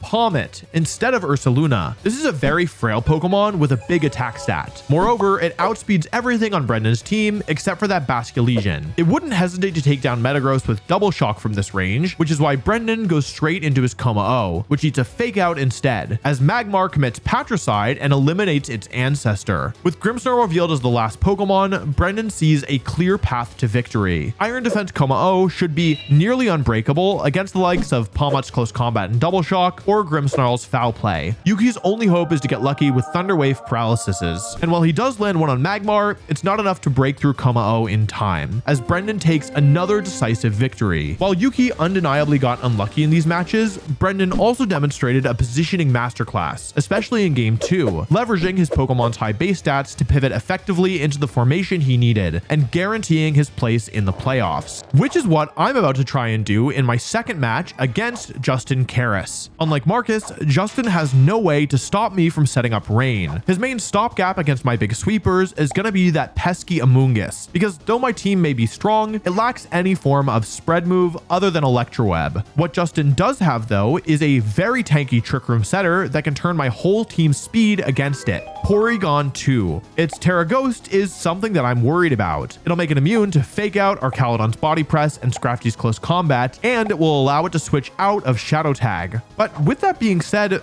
I'm not that worried about Trick Room. It's in this matchup that Justin is paying the price for meddling with Lorcy's draft. Gallade is very scary, sure. It's got Night Slash for Gothitelle and can ignore my Arcalodon's defense boost with Sacred Sword, but the rest of Justin's team just isn't that good in Trick Room. Porygon 2 could be scary with a download boost, but I've specifically trained all of my Pokemon so that their special defense stat is higher than their defense, meaning that Justin should never get a boost unless Arcalodon is on the field. And if Justin tries to play the long game with his defensive pieces, I can Perish Trap him, exploiting Porygon 2 and Amoonguss for being too passive.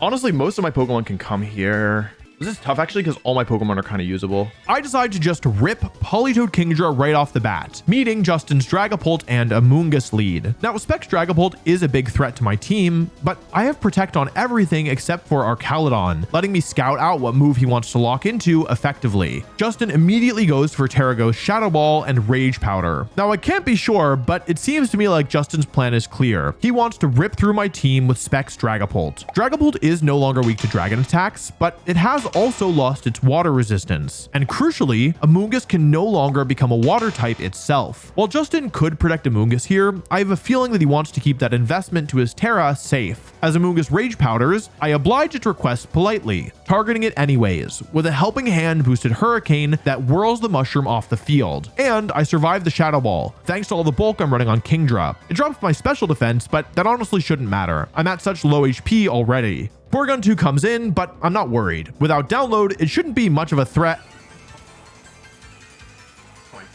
How did I mess that up? Wait, that's crazy. How did I mess that up? It got a special attack boost? Wait, how is that possible? That shouldn't be possible. Hello? I'm pretty sure I trained my Pokemon specifically to avoid this. But that's when I realized... How did it get special attack boost? Wait, that shouldn't be... Because he lowered my special defense with Shadow Ball! Oh my god, he boomed me! While this restores my sanity, it doesn't change the fact that Porygon 2 is stronger than I want it to be. But to be honest, at this point, it shouldn't matter that much. Porygon 2 might literally be a sitting duck, but Dragapult is the one in trouble here. Justin has no way to avoid this Life Orb Weather Ball. Dragapult goes down as I set up Perish Song, putting Porygon 2 on a timer. Hisuian Arcanine comes out, and I've locked the game up here guaranteed. Because it's Assault Vest, I once again have a free Weather Ball into that slot, as long as I protect myself with Fake Out. With Arcanine down, I just need to wait out Perish Song. A few turns of saving Pokemon just in case of a tiebreaker later, and I'm up 1-0 once again, thanks to Kingdra's ability to blow through grass types. In game 1, Justin went all in on trying to muscle through my team, but his Specs Dragapult wasn't even able to take a single KO. Now I have the opportunity to change my lead if I want, and I have a plan. Well, more of a desire. I could bring Electrode. Is it good? Is Electrode good here? See, I don't think Justin's gonna let Amoonguss go down so easily this time. Electrode's taunt and grass typing lets it shut down Amoonguss. But also, to be honest, I just really want to bring Electrode. I'm banking that Justin will leave Gallade behind again, a risk that I'm willing to take because it's funny. Yep, there's Amoonguss alongside Porygon 2. Okay, so we're in the Trick Room mode now, but this is my chance to taunt. And just to make sure that it works, I'm going to Terrastalize. Now you might ask me, Wolf, why Terrastalize? Electrode might be weak to ice, but it shouldn't get KO'd, right? To that, I have a simple answer. I'm not quadruple weak to ice. I don't need to Terra. Why do I keep thinking Electrode's weak, quadruple weak to ice? What am I doing? I don't even take that much damage from Ice Beam. Why do I keep thinking why do I not know Electrode? Why do I not know what Electrode is weak to? Whoops. Porygon 2 does crit me with Ice Beam, but I would have lived anyway, and I get my taunt off as our Caledon comes in. Now, Justin has a mostly useless Amoonguss and a Porygon 2 that has to respect my power, the power of Seeds. I know Justin is not just going to let me KO his Porygon 2 with a big body press. Fearing the superpowered fighting attack, he uses the Ghost Terra of his own. But I read into this. I Rain Dance and Electro Shot into the Amoonguss because it can't protect anymore, and because I figure any damage I do into Porygon 2 will just result in Pollen Puff healing off. I use Taunt again, this time on Porygon 2, shutting down Justin's Trick Room and letting me get another Electro Shot boost. Our Caledon now has 2 special attack boosts and Assault Vest boosting its special bulk. You know what would be the cherry on top here? I really want to go for Bullet Seed. I really want to. It is so tempting to click the funny move, but I decide to be smart and taunt Amoonguss again since the taunt just wore off and I really don't want to take a nap. It protects, which means I could have Bullet Seeded. Darn. But instead of 4 or 5 defense boosts, I now have 3 special attack boosts instead, and our Caledon is already very naturally tanky. From this point, I use our Caledon and Kingdra to tear through the rest of Justin's team. But if there's one Pokemon who made it possible by setting everything up, it is Electrode, who totally popped off, hard countering Justin's Trick Room mode and securing me entry into the playoffs. Our final match of round 2 is Marcus versus Lorcy. This has the same high stakes as Aaron versus Rose, the losers out of the tournament while the winner stays alive. This is, all things considered, a very tricky matchup for Lorcy. Only 2 of his Pokemon have Protect. Marcus has double Fake Out and spread damage from Primarina, meaning he's going to be threatening devastating pins most of the time. Lorcy does have a solution though. His Talonflame's packing Quick Guard, a move that stops all priority moves from hitting either Pokemon on your side of the field. And Marcus's speed control is limited to Drum Beating or the Pledge combo, both moves that are only on Rillaboom, who struggles against Talonflame, Corviknight, Corviknight, Kingambit, and Glamora. Tailwind looks like the key, but Lorcy may soon learn that it's not necessarily a safe bet. Marcus knows that if he's going to win this match, it's going to be in the swamp. He leads with Rillaboom and Primarina into Lorcy's Talonflame and Glamora. Lorcy makes a great defensive play, getting Corviknight out and protecting against the swamp, showing one of the weaknesses of the pledge moves. You're using 2 moves to attack 1 slot, and if the opponent protects, you don't get the benefit. With Corviknight out, Lorcy can put his plan into effect. Talonflame was a bait. Lorcy wants to play the slow game. Even though Primarina terastallizes into a poison type, it doesn't keep it safe from Glamora, because this Glamora isn't using the Toxic Debris ability, which is the standard, it's instead using Corrosion. With this unusual ability, Glamora can poison any Pokemon, even ones that would normally be immune. Glamora uses Mortal Spin, poisoning both of Marcus's Pokemon, and now Lorcy starts to stall, banking on the poison to wear down Marcus's Pokemon. But Marcus is able to call out a Protect turn from Lorcy, double targeting Corviknight to KO it even through its Water Terra, thanks to an amazing Moonblast prediction. From here, things get sticky for Lorcy, and not just because of the swamp. Primarina's Liquid Voice ability turns Hyper Voice into a Water type move, and that Water Terra was Lorcy's only resistance to water on the whole team. Rillaboom finally goes down, but that's when Marcus reveals Volcarona. Lorcy could target down Primarina, but that would mean ignoring Marcus's Quiver Dancing Volcarona, which provides a new win condition all on its own. Lorcy double targets Volk, but it shrugs off the damage, and it's here Lorcy has a realization. Oh my god, this Volcarona is going to be a problem. Marcus leverages his momentum to muscle through Lorcy's remaining Pokemon and win game 1. Lorcy only has 1 move on his whole team to hit Volcarona for super effective damage, Brave Bird on Corviknight. To win game 2, he'll need to find a way to get Corviknight into position and use it to handle the Volcarona. Marcus sticks to the same leads in game 2, while Lorcy swaps in Gardevoir instead of Glamora. The grassy terrain providing healing to Marcus's team made it really hard to stall through all the poison damage, so Lorcy's going to focus more on offense. Once again, we're playing the fake out quick guard mind game. But for Marcus, there is no mind game. He simply sets up the swamp again as Lorcy Tailwinds, and it immediately pays off. I don't think that I've ever seen a Primarina who has base 60 speed move before a Pokemon that is faster than Jet Plains who is in Tailwind. And from the looks of it, neither has Lorcy. Oh, that's how it works? Oh my god!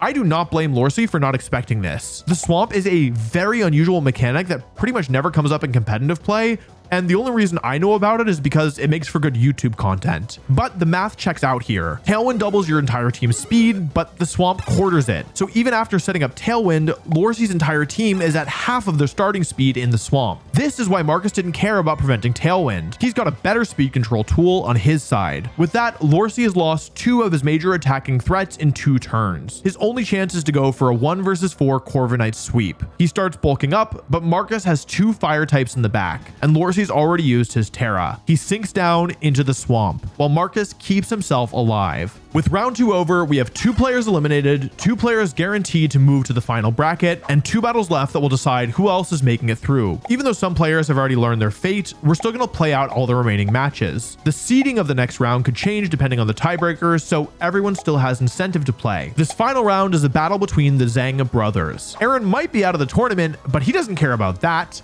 All right, but, you know, the last one's against Brendan, so I got to cook him. But I think Brendan's basically secured out of groups being 2-0. Aaron is locked in. He is gaming. He is aware of his brother's threats, especially one move. Tailwind. Tailwind. You didn't Tailwind. I can Tailwind right now. Tailwind Heat Wave, Tailwind Pressure. You can Tailwind Flip. You can just Tailwind though. Hey, editors, could we pull up Brendan's team sheet really quickly? Can we zoom in on Whimsicott a little bit? Could you just highlight Tailwind for me, please? Oh, I literally just saw Brendan's. I just assumed Whimsicott had Tailwind, but I looked at the team sheet. It doesn't even have Tailwind. Wait, that means Dragonite's infinitely better. What am I doing? This is my GOAT. That's right.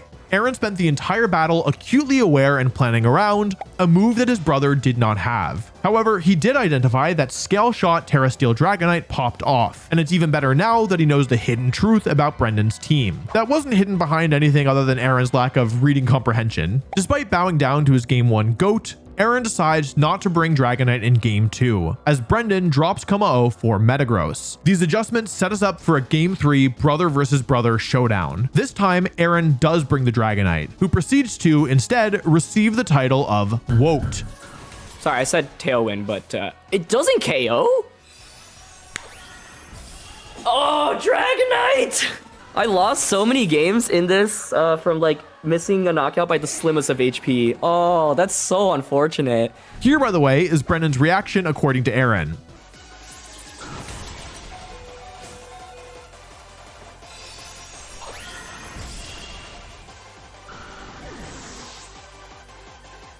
Stone Cold Killer. With Whimsicott living on a sliver of HP, Aaron can't stand up to the speed and power of Spec, Salamence, and Whimsicott. And so, the Battle of the Zangs goes to Brendan today, who, despite being silent through most of his battles, has one thing to say to his brother.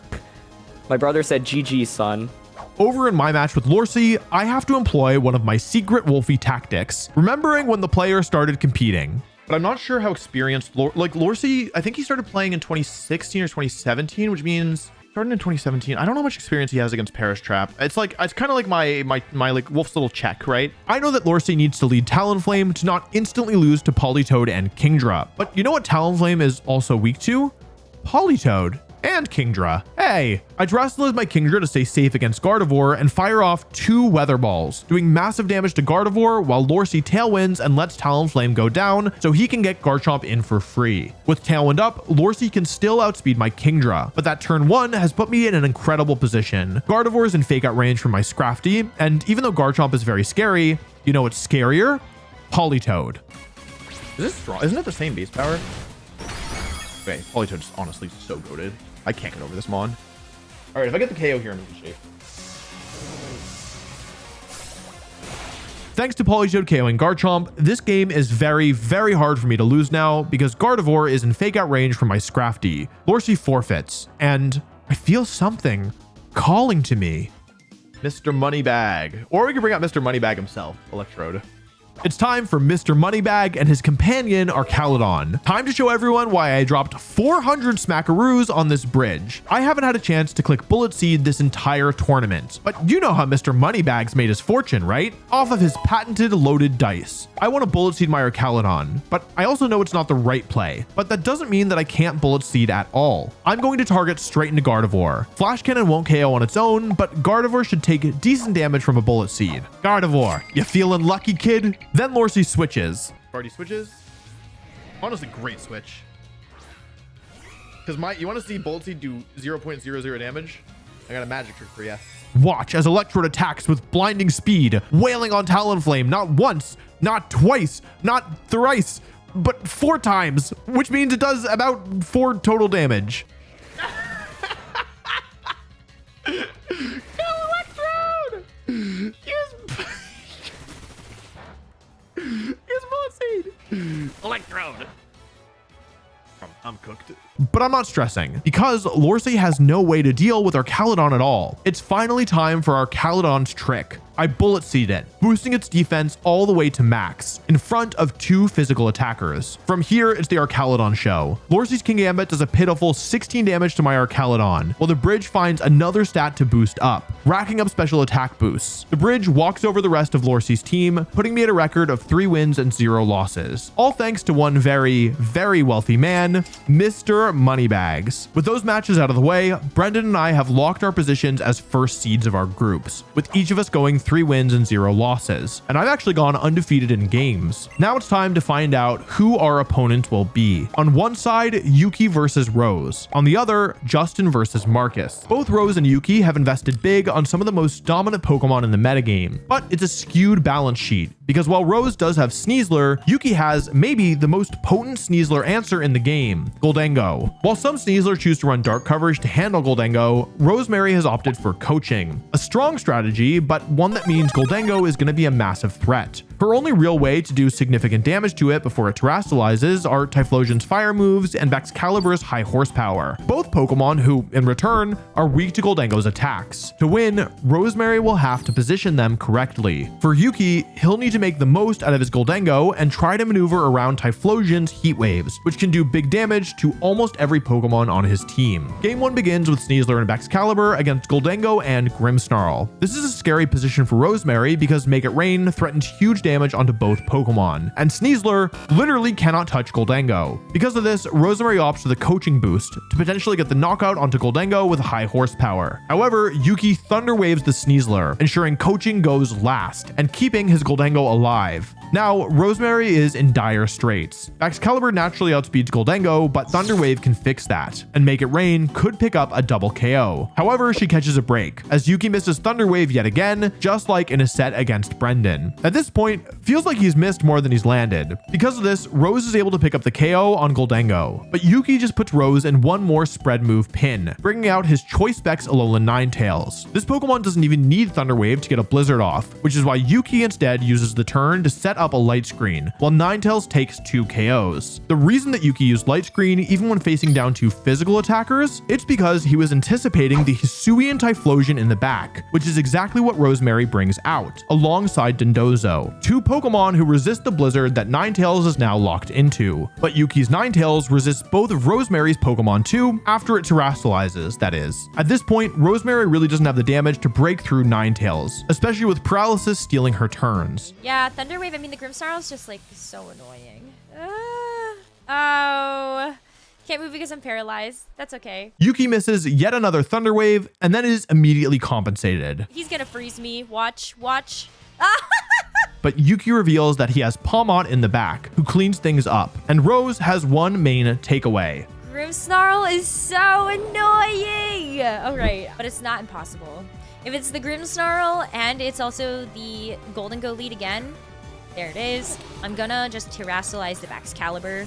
I think it makes a lot more sense. And then I'm not so prone to any of the Ninetales shenanigans. Although both trainers stick to the same leads, they've both adjusted their game plans, and you can see it before any Pokemon even move. Both trainers terrastallize, Terra Fire on Excalibur and Terra Ghost on Grimmsnarl. Yuki recognizes that if he continues to have the same luck with Thunder Wave accuracy that he's had so far today, coaching plus high horsepower could just remove Gholdengo immediately. So he goes for the safer Reflect plus Terra Ghost. A good call because Rosemary isn't aiming at Gholdengo at all. Instead, she double targets the Grimmsnarl, who only survives because of its Terra, but not unscathed. Get a taste of your own medicine! Rose is tunneled on one thing this game: eliminate Grimmsnarl. And Yuki knows it. He makes a great switch on the Scale Shot, exploiting Ninetales' naturally good typing into Excalibur, and gets a free Nasty Plot up. Now Rosemary has to be on the back foot again. With no Scale Shot boost, Ninetales is the fastest thing on the field. Ninetales can't knock out Excalibur here alone, so Yuki could rely on Gholdengo, but Excalibur is faster than Gholdengo, under normal circumstances, but not with Icy Wind. Suddenly, Gholdengo has the ability to attack first, with a +2 Shadow Ball. I actually think that I still live the Make It Rain, though, on Excalibur. No, I don't.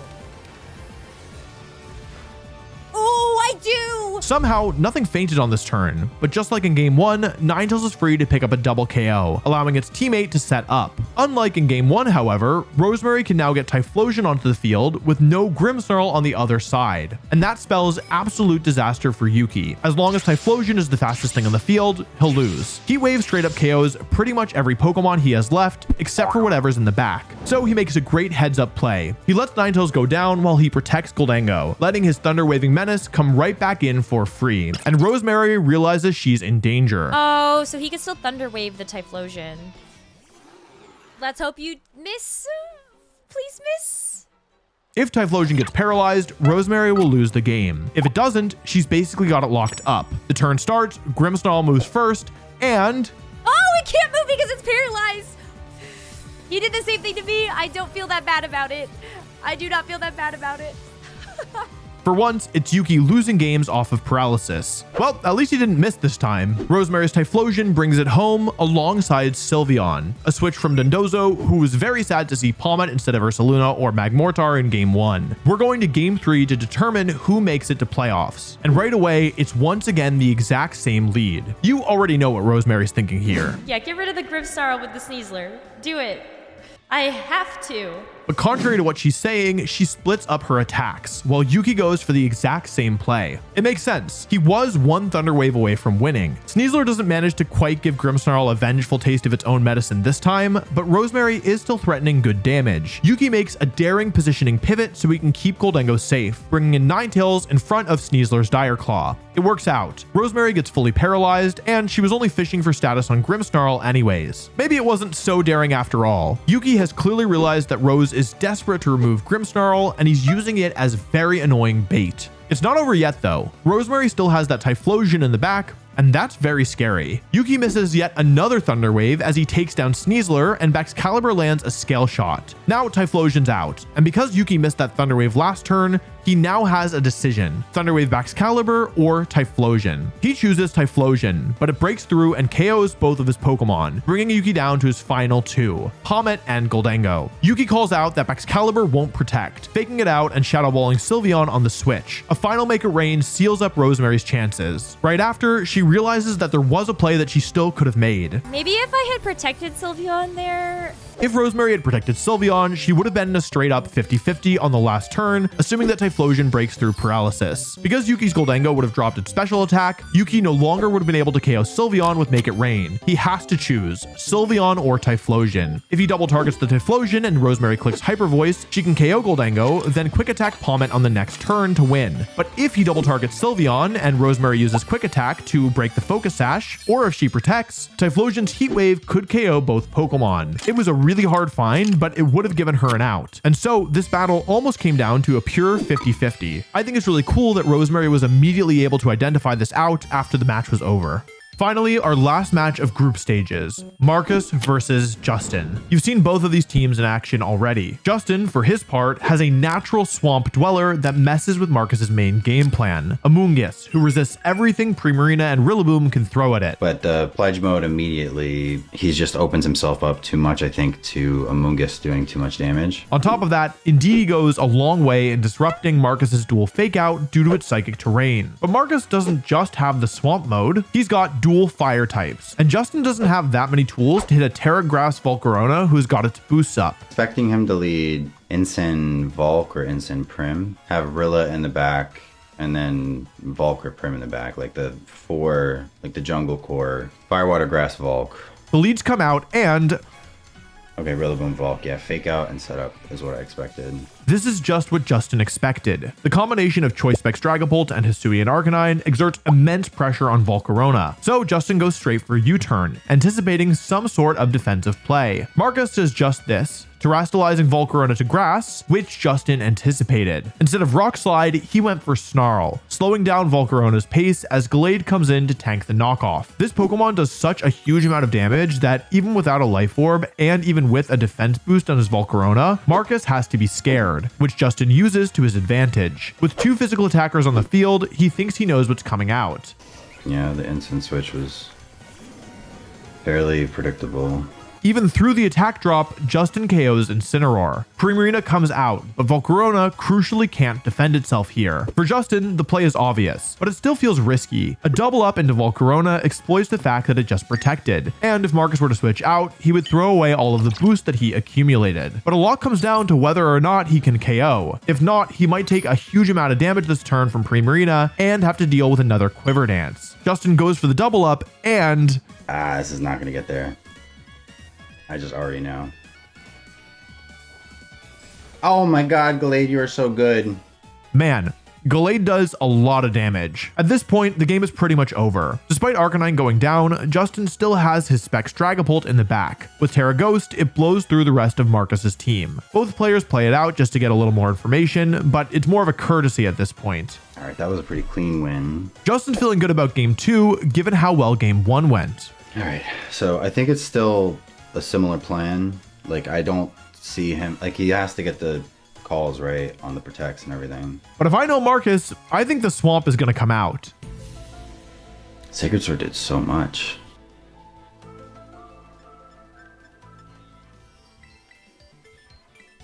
Justin thinks about it and settles on something slightly different. He's anticipating a late game Volcarona rather than an early game 1. Game 2 kicks off with a different lead from Marcus, Primarina and Incineroar. Once again, Justin keeps himself safe with U-turn as well as a Terra Water from Arcanine this time. When the dust is settled, both sides took about the same amount of damage, but Justin now is threatening Spore. The real question is, which Pokemon is going to switch to Rillaboom? Justin calls it correctly and gets a Spore off into Incineroar after living a Flare Blitz. Justin knows that his Dragapult is totally safe to switch in now, so he makes a great double switch, tanking a drum beating with Dragapult and taking control of the terrain with Indeedee as Marcus gets Primarina in. The Swamp Duo has arrived. Both sides launch their most powerful attacks, and crucially, Dragapult moves after the Rillaboom thanks to the drum beating, allowing Marcus to get get the swamp up. Justin brings in Arcanine while Marcus brings in Volcarona. At this point, Dragapult can't even outspeed Primarina, and Marcus is free to use his most powerful attacks without discretion,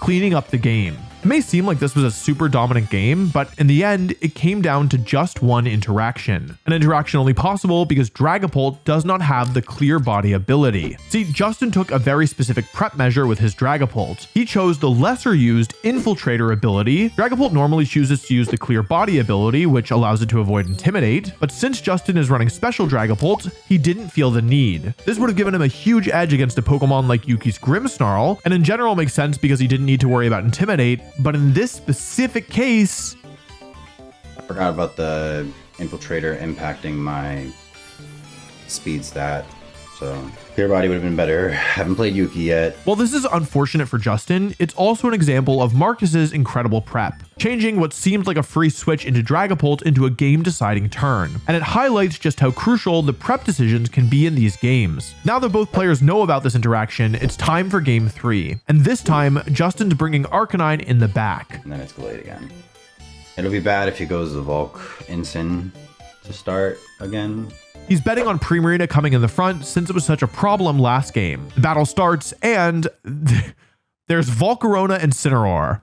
Not a good lead for Justin. Luckily for Justin, he does have a way out. His Dragapult can always U-turn first, and while he does get burned, it's a small price to pay for getting Arcanine in. But Marcus, anticipating the defensive play, starts to set up, and this is where things can really go haywire. Justin knows that Volcarona is probably going to tear it to grass here, but he needs to get all the damage he can. Just a little bit of Rock Slide damage could be enough. Please hit the Volk.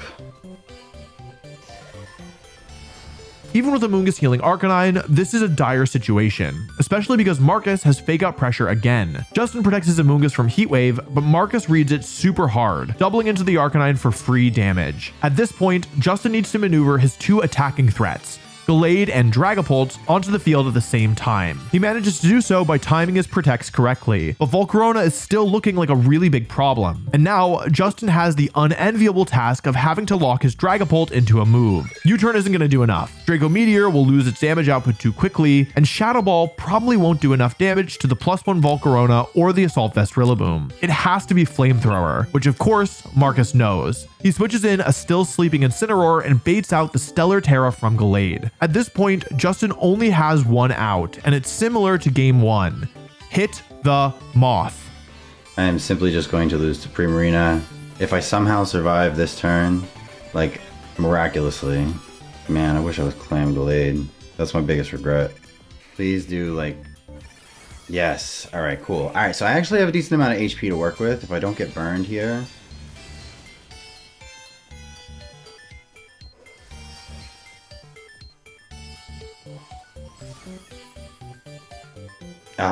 This is going to be hard. That is most likely a game-losing burn. Incineroar takes its guaranteed first turn of sleep, but Justin needs Gallade's damage in order to win this. While Dragapult can handle Rillaboom, it's worthless against Primarina. Rillaboom falls to Flamethrower, but the important thing here was the Fake Out, which buys Incineroar another turn to wake up and does some crucial damage. With Primarina still in the back, all Justin can pray for is a misplay from Marcus.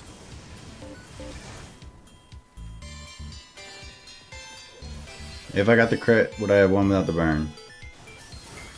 I did get the crit! That crit is heart-wrenching, because it would have KO'd Primarina without the burn, giving Justin a chance to win this battle if his Gallade had stayed alive on this turn. But Incineroar wakes up and KOs Dragapult, a fully safe play in this case, thanks to that earlier fake-out damage. Justin's Gallade would have gone down to the burn when Incineroar protected on the next turn. But imagine a world without the burn. Primarina goes down, and Marcus has to hope that his Incineroar wakes up. Otherwise, he loses on the next turn. A down-to-the-wire battle, hard fought from both sides. But in the end, Marcus continues to spread the swamp.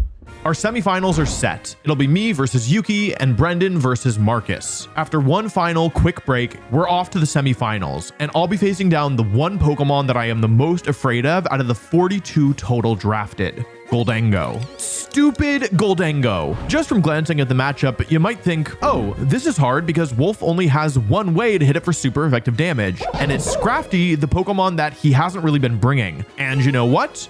You would be right. But then you might think, oh no, Gholdengo has Terra Water, and it can resist all of Wolf's Omega Water blasts. And you know what? you would also be right. And then you might think, oh no, Goldango is both a ghost type, which lets it switch out a shadow tag, and has a totally broken ability that lets it fully ignore Perish Song. And you know what? It seems like you actually get why Goldango is so annoying. Good job. While Goldango on its own is hard enough, it's going to be even more difficult to break through with the support from Grimmsnarl and Follow Me Magmortar. Magmortar might be a fire type normally, but its Grass Terra will make breaking through the pair very difficult. And on top of all this, Yuki has weather control of his own in Alolan Ninetales. And remember, that's even worse than usual for me because I only have Weather Ball as my water type attacking moves on both Politoed and Kingdra. Also, only one Pokemon on my team naturally resists Blizzard, and that Pokemon is also weak to Freeze Dry. This is going to be a hard matchup. I decided to lead with a duo that's really been cooking for me today, Electrode and Archaludon, and I'm facing off against Magmortar and Goldango. This is more or less what I expected to see. It's very hard for me to stop Goldango from setting up, so I'm going to boost 2. I click Rain Dance and launch an Electro Shot into Goldango, learning that I'm faster as Magmortar clicks Protect. Yuki was afraid of a taunt, but since I ignored Magmortar, I've now got a huge amount of damage on his most threatening Pokemon. Now though, we're in a tricky situation. If I want to KO Goldango, I need to use Electro Shot, but Yuki can either redirect the attack or bring in his Ninetales or Protect. But here's the thing, Yuki knows that I could just freely attack into his Magmortar slot, so I don't think he's gonna just switch it out. I think he wants to make the use of this Pokemon and at the very least use Follow Me. And I'm fine with getting the damage on Magmortar as long as I can attack Goldango later. I taunt Magmortar, disabling any further Follow Me's as it redirects my Electro Shot and I take a hefty chunk from +2 Shadow Ball. This is great. If Ninetales had come out, I would have probably lost the game on the spot. Surely this means that he doesn't have it, right? Well, I'm betting that that's exactly what Yuki wants me to think. I know Yuki pretty well, and I think what he's doing here is trying to bait me into thinking he doesn't have Ninetales by not switching it in the turn prior. If he does have it, he has to switch it in now. I could try and read this play with something like Flash Cannon and Electroweb, but I would still lose Archaludon in the process. So I decided to make a very aggressive prediction, clicking Electro Shot and Rain Dance while the rain is already up. The turn starts. Yuki's Magmortar switches out, and I'm gonna feel really smart. And if he just, I mean, if he's calling out a Protect here, or like an Electro Shot here, I'm honestly, I'm so, like, I might lose this set, but I'm so good. I'm honestly, that's crazy. I can't believe I figured that out. That was not obvious. Rain Dance in the rain to cover for Ninetales switching in.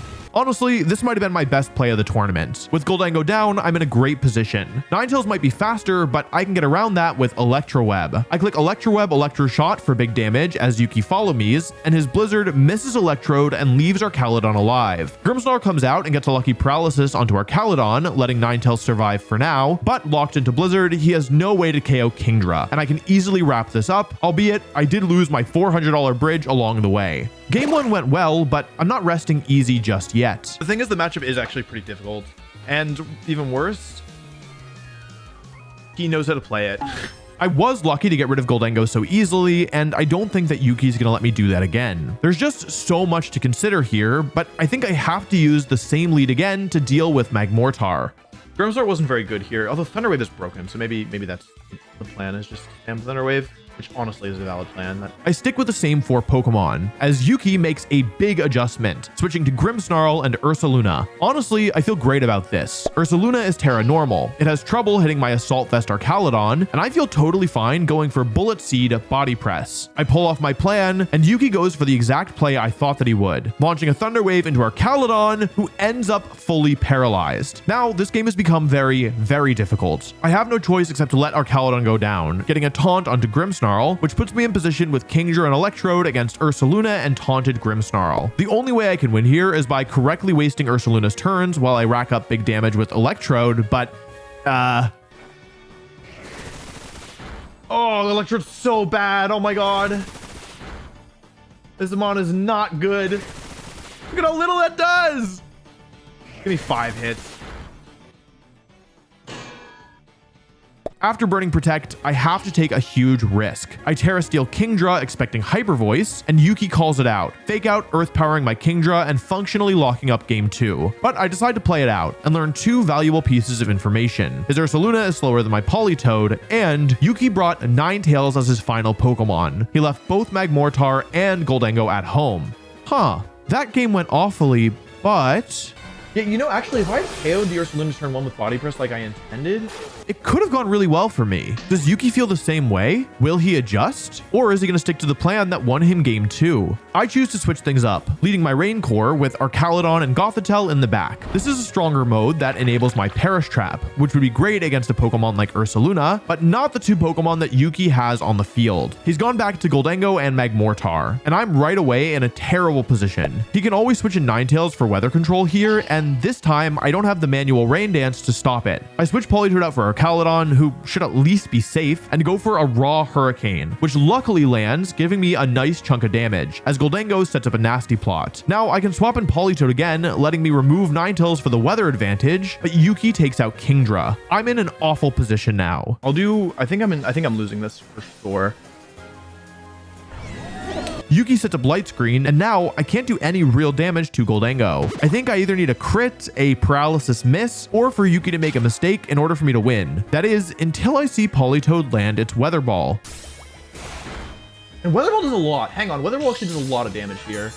Is there a chance that I might have enough damage to break through? This is an interesting turn. If Yuki misses Thunder Wave, my Archaludon will KO Goldengo. He could always Protect and Thunder Wave, but if I hard read that, I can double up into Grimmsnarl and be in a great position nonetheless. Yuki goes for the 90% accurate Thunder Wave, and for once, it lands when he needs it to, KOing my Archaludon as Goldengo survives. I bring out Gothitelle, which for Yuki is the sign that he's won the game. Why? Because of that funny little Weather Ball interaction. I have no way of damaging Goldengo meaningfully once the rain is gone, because Weather Ball will go back to being a normal type move. To be honest, I thought that at some point during this battle, Yuki would Terrastalize his Goldengo to take less damage from Weather Ball, but because of Ninetales, he was never really in a position where he was forced to Terrastalize. And by not Terrastalizing, he's made it so that my Gothitelle cannot damage him. Yuki protects Goldengo as I set up Trick Room, and Yuki gets a full paralysis on my Politoed. To be honest though, it doesn't really matter. I play it out for the off chance that I can find a way to win with a very lucky critical hit, but it isn't likely and it doesn't happen. Yuki takes me down, and I'm eliminated from my own tournament. But I'm not sad. Yuki played incredibly well. I fully over-indexed on Ursaluna going into that game 3, and Yuki called it out and exploited it perfectly. Not only that, I love that he's shown the intricacies of the auction format by winning with Pokemon that no one would consider using under regular conditions, like Magmortar, who ended up giving me so much trouble. Yeah, he might have paralyzed me a few times, but that's just Pokemon. Yuki fully deserves to be going to the finals. Now it's time to find out who his opponent's gonna be, and I'm now joined by Aaron Zhang, here to commentate the final 2 battles alongside me. Our next battle is the other semifinals, Brendan versus Marcus. There are a few things to notice right from the jump here. Brendan only has Protect on 2 of his Pokemon, meaning Marcus's dual Fake Out Core goes up a ton in value. That makes the Covert Cloak on his Whimsicott a very good bring for Brendan, as well as his Ghost-type Basculesian. Luckily for Brendan, he's more than happy to bring them. They're good in this matchup. Marcus has to be really careful about a late game Basculesian going nuts, especially because his Rillaboom doesn't have Grassy Glide, and Whimsicott's Encore is huge here. It can lock Rillaboom into Fake Out, but it can also trap Volcarona trying to set up a Quiver Dance, which in turn is one of Marcus's biggest threats. Aaron and I also think that Primarina, Salamence, and Hammer Arm Metagross are big players in this matchup.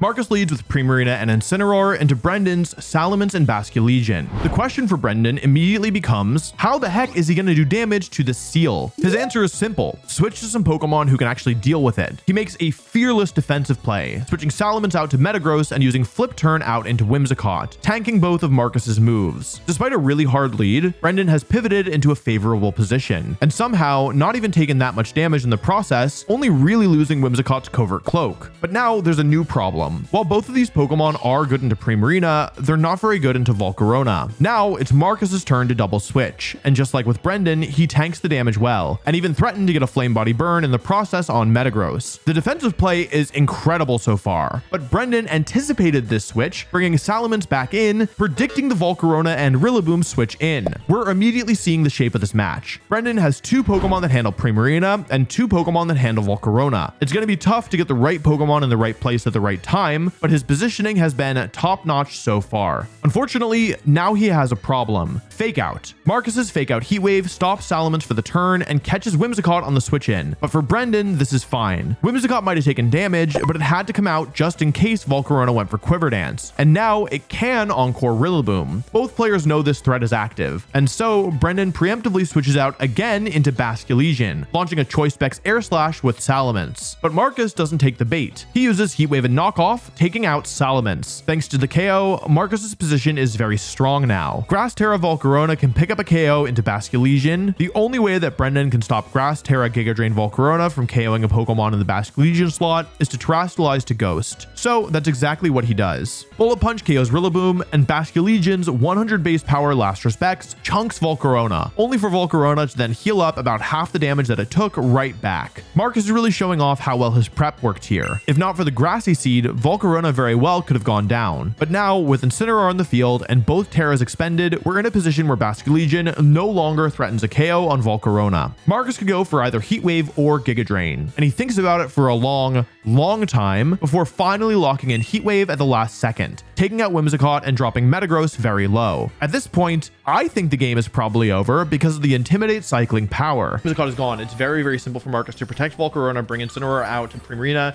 and if it goes down, just go back into Incineroar, and if it doesn't go down, just switch it in next turn and like get it that way. But then I have a second thought. What if Marcus just stays in and attacks? Go for a knockoff into Basculegion, but without knowing if you were slower, you could lose both Mons. Yeah. And then that's just game.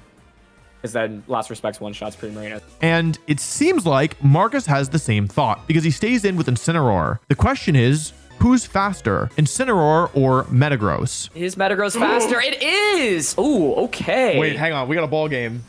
Yeah. Somehow, Brendan has brought himself back into the game again. And with Volcarona protecting, it's now wide open. Marcus could win with a double protect, but if Brendan just ignores the Volcarona, he'll win. Or if Hyper Voice KOs Metagross, he'll also win. Marcus opts not to gamble on the 1 in 3 chance of a double protect, but it turns out he needed to, because Metagross lives the Hyper Voice and picks up the KO with Bullet Punch. And Brendan somehow pulls a win out of a game state that looked dreadful multiple times thanks to absolutely incredible positioning and a couple strong reads. Personally, I don't blame Marcus for thinking that Incineroar would be faster. And I think it's a fair assumption as well to think that it might not be faster because like Metagross, there's no speed control in the team, right? There's no Tailwind, and it has Hammer Arm, so it's going to be dropping its speed as well, and it has priority. It has Bullet Punch. But his other big takeaway should probably be that he needs to find a way to deal with this Assault Vest Metagross, and with the threat of Last Respects in the end game. Game 2 kicks off, and Marcus has changed his lead. This is a lead that Marcus used against me, and I think it's really scary because he has the Fake Out pressure, but he also has the Pledges. The Pledges are online, although they are not very effective against Salamence and Metagross. I know that the Pledges aren't strong into Salamence, but Brendan also needs to respect the potential of Fake Out and Moonblast into that slot since Salamence can't protect. Marcus knows that. So it's Pledge time, baby. But Whimsicott is a grass type, and we know it's tanky. Surely it doesn't take that much, right? I was gonna guess 50. Okay, here's Grass All right, here we go. With our powers combined. Together, the swamp. Oh my god! Luckily for Brendan, he can now encore one of the Pledges, making it useless, unless Marcus decides to go for a team-up attack again. Brendan gets good damage onto Primarina, but Whimsicott going down to Moonblast is really important. See, Scarf Basculegion was able to threaten Primarina before, but now, thanks to the swamp, it'll be slower. Same goes for Salamence, who could just go down to a Moonblast. Brendan brings in Basculegion, thinking it'll at least stay safe from Primarina, and that's when, seeing Marcus hover his moves, we have a realization. That is like encored, but he can go for the Water Pledge because it's a grass type attack, Aaron. Oh my gosh. You can go Grass Pledge, Water Pledge, and even if it Terras to Ghost, there's no way it survives that. It's so powerful. Yeah. He said, oh, you know what? Actually, that's a good idea, Brendan. Maybe I will go for another Pledge move combo. Oh my god. Here we go. Marcus is cooking on this one. The Pledge has come out once again. That is definitely going to be a knockout onto the poor Basculegion. Super effective. And this is just Pledges being super dominant. So then the question I have for you, Wolf, is what does Brendan do to adjust to this? Because I don't think he saw it coming. The game is functionally over now. Aaron and I are already thinking about what Brendan can do in game 3 to adjust. In fact, it feels so over that Marcus almost times out again on the next turn. Brendan could have terrestrialized the Salamence here, but it was a pretty losing position either way. Even if Salamence survived, you can KO it later with the Pokemon that you have in the back. By the power of Pledges, Marcus stays alive in game 2. Brendan really needs to figure out the leads here, because so much of the set has felt like it's coming down to the leads so far. Overall, maybe has the team advantage, it feels like, because of how strong his Pokemon are, but it feels like he has to get through like the early game first. Basculegion is strong against the threat of Fake Out, but Marcus made a great adjustment in game 2 by relying on the Pledges. And with the Swamp neutralizing the speed advantage from the Choice Scarf, Basculegion is really just a big fish-shaped target. Salamence is good into the grass and water type moves, but as we saw, it's super threatened by Moonblast. And of course, Primarina is a huge problem here. So how is Brendan gonna deal with it? Marcus sticks with his dual starter leads, while Brendan leads Whimsicott and Salamence? This feels a bit weird, right? Sure, Salamence resists the Pledges, but a Moonblast would be devastating. How does Brendan intend to get out of this? We realize It just doesn't threaten the Primarina very much, unless Brendan's like, you know what? I'm just down to go for Air Slash here on turn 1. You know, I think like... Go ahead, sorry. No, please. I was gonna say, Brendan could go for Terra Fire with the Salamence and Worry Seed.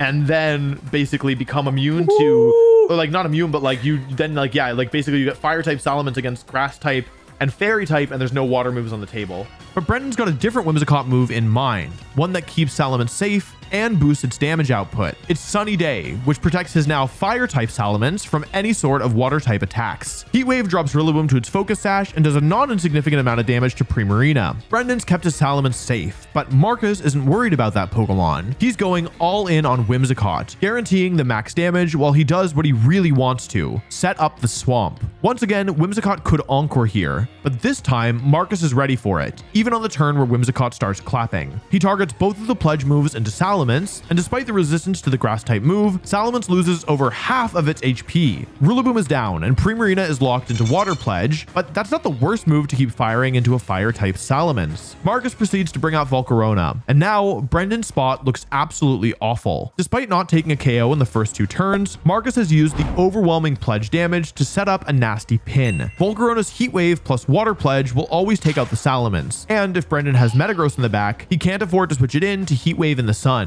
Marcus is using the Sun that Brendan set up against him. So Brendan lets Salamence go down because it's already locked into Heat Wave and switches Whimsicott into Basculegion, understanding he has to allow for a 0 damage turn to keep himself in the battle. Metagross comes out as Brendan's last Pokemon, and that's all well and good because its priority is Brendan's only way around the Swamp. But even though Primarina is in danger of going down, Volcarona is the way bigger threat here. Marcus has to think hard because this is a tough turn. With Terastallization expended on Brendan's side, Marcus could easily just tear to grass and launch a Giga Drain. But if Brendan switches into Whimsicott, Marcus might end up getting locked into that suboptimal move thanks to Encore. Heat Wave will do okay damage to Metagross, but it won't KO Basculegion, which could then let Basculegion get off some big damage later. He's thinking, he's still thinking. No, it's not really safe because of the Swamp. I guess it depends here. Marcus is running out of time though. Oh no, he's gonna time out Volcarona. This is one of the things. Oh no. Yeah, oh my gosh. He timed out. When you get Encore, this happens so frequently. Okay, no switch ends up happening. We'll see. Oh! Wait. Oh no, but the Giga Drain goes into the Metagross. Oh, that's brutal. The worst option possible. Oh, and Primarina's gonna faint from the Life Orb as well. There was... Volcarona had the option to maybe Grass Terror that turn, go for the Giga Drain, and Last Respects just comes out into Volcarona. Marcus's timeout leads to an absolutely terrible turn, but he's done so much work already that this game is still winnable. Incineroar is amazing into the Last Respects locked Basculegion, who still can't make good use of Choice Scarf because the Swamp is still up. If Marcus gets rid of Metagross, he's in a great position. With no Protect available, Brendan has a hard call to make here, because Marcus can threaten every Pokemon on his side with a knockout. Basculegion goes down to either a Terra Grass Giga Drain or a combo of Heat Wave and Knockoff. Metagross goes down to Heat Wave Knockoff. and Whimsicott is in Heatwave range. There's only one turn left of both the Swamp and the Sun. If Brendan goes all in on Basculegion, Metagross could attack into Incineroar with Hammer Arm or Volcarona with Psychic Fangs, though he'd be risking a burn. If Marcus knocks off Metagross slot, Basculegion can get a Last Respects off into Incineroar, at which point he might have enough damage to win with Whimsicott and Basculegion. The turn starts, and Brendan switches out Metagross, as Marcus, despite almost timing out, knocks off Basculegion and Heat Waves, picking up a KO on both Pokemon and guaranteeing the win. This was an incredible battle from both sides. Brendan won game 1 through a positioning masterclass, and despite us thinking the matchup was favored for Brendan, Marcus was able to exploit his lack of Protect, but not in the way that we expected. It wasn't the Fake Out that made Brendan's Pokemon so vulnerable, it was the Swamp, letting his normally slow attackers output ridiculous damage while also moving first. Just like Yuki, Marcus's team is a shining example of the strategies that open up in this draft format. Marcus had multiple accidental picks, but through smart team building and detailed prep for his opponents, he's managed to put together a team that has some of the most potent synergy in this format. Both players had to adapt on the fly in team building. Marcus, because his bidding strategy ended up giving him Pokemon that he didn't expect. Yuki, because he felt confident that paying the cost for Goldango and Ursaluna would be worth it after he used his creativity to leverage cheaper, less desired Pokemon. Both of them had to fit Pokemon that they might not have been planning on, and both have used them in unique ways, like Marcus's use of the Pledges, or the way that Yuki's been bringing Grimmsnarl in the back when most people prefer to lead it. I'm so happy that these are the two teams that made it to the finals, and I can't wait to see who wins. So let's get started. Time for the finals. Yuki versus Marcus for all the marbles and $1,000. As with any battle involving Yuki's team, this matchup is going to center around one Pokemon, Goldango. Like we saw in my battles against Yuki, the Goldango, Grimmsnarl, Magmortar core is a real hassle to break through, but Marcus has good answers. With 2 fire types and 3 knockoffs on his team, Goldango is going to be under constant pressure to terastallize to water type. But at that point, it's making itself vulnerable to both Rillaboom and Giga Drain Volcarona. And while Grimmsnarl has been aggravating every player it's faced this tournament, Marcus is one of the best possible answers. Fake Out plus 2 different fairy types. Volcarona is a huge threat, because Pawmot is Yuki's only physical attacker. A few Quiver Dances could spell disaster. That is, unless Yuki uses Clear Smog. Look, the point is, these are 2 nuanced, intricate teams that both have answers to every problem. And that's going to make for some good Pokemon. It's turn 1, game 1 of the finals, and it's Incineroar Volcarona versus Goldango Pawmot to start things off. This turn 1 is absurdly complex. Yuki could use his faster Fake Out into Incineroar to keep Goldango safe, but Incineroar has Terra Ghost, which would let it use Knockoff or Flare Blitz. But then Yuki could use Terra Water to keep Goldango safe from these Incineroar attacks or from Volcarona. But then if Marcus predicts the Terra Water, he could use Giga Drain, or he could just rely on Rillaboom, who he might have in the back. Oh boy, okay, there is a lot going on here. So instead of fully committing, both players make a play that doesn't expend their Terra. Yuki switches Goldango out into Grimmsnarl and forgoes Fake Out entirely, using Close Combat into Incineroar, but Marcus takes advantage of the fact that Pawmot isn't targeting it, setting up a Quiver Dance while Knockoff removes the Light Clay. Yuki can't knock out either Pokemon here outside of a double up, while Marcus is threatening big damage with Heat Wave. Yuki switches out Pawmot. I'm guessing this is Ursaluna Blood Moon coming in, though it could be anything.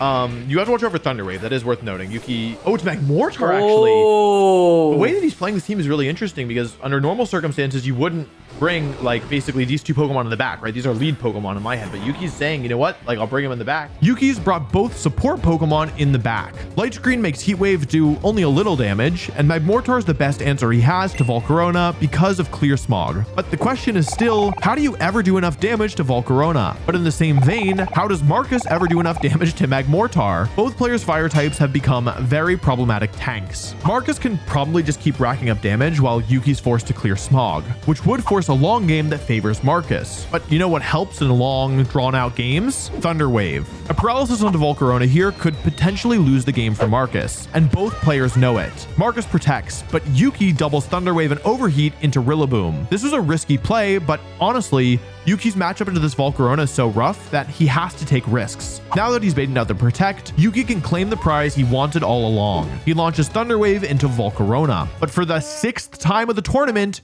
Yuki misses Thunder Wave. Volcarona says thank you for missing by missing Heat Wave right back, but on Magmortar, not Grimmsnarl, meaning this Volcarona is now going to go the entire match without being paralyzed. This isn't the absolute worst thing for Yuki though. Marcus can't do much to stop a Terra Water Goldengo in Light Screen next to Magmortar from using Nasty Plot. And actually, Yuki doesn't even click Terra Water or Follow Me, because with Light Screen up, Goldengo doesn't even lose half of its health to Heat Wave. And with Grassy Terrain, Goldengo can start healing right back up. Since he wasn't afraid of Giga Drain, Yuki doesn't need to click Follow Me, letting him take out Rillaboom. Now, Marcus has to decide what to bring in. It even happened in the first place that he has to take the Heat Wave.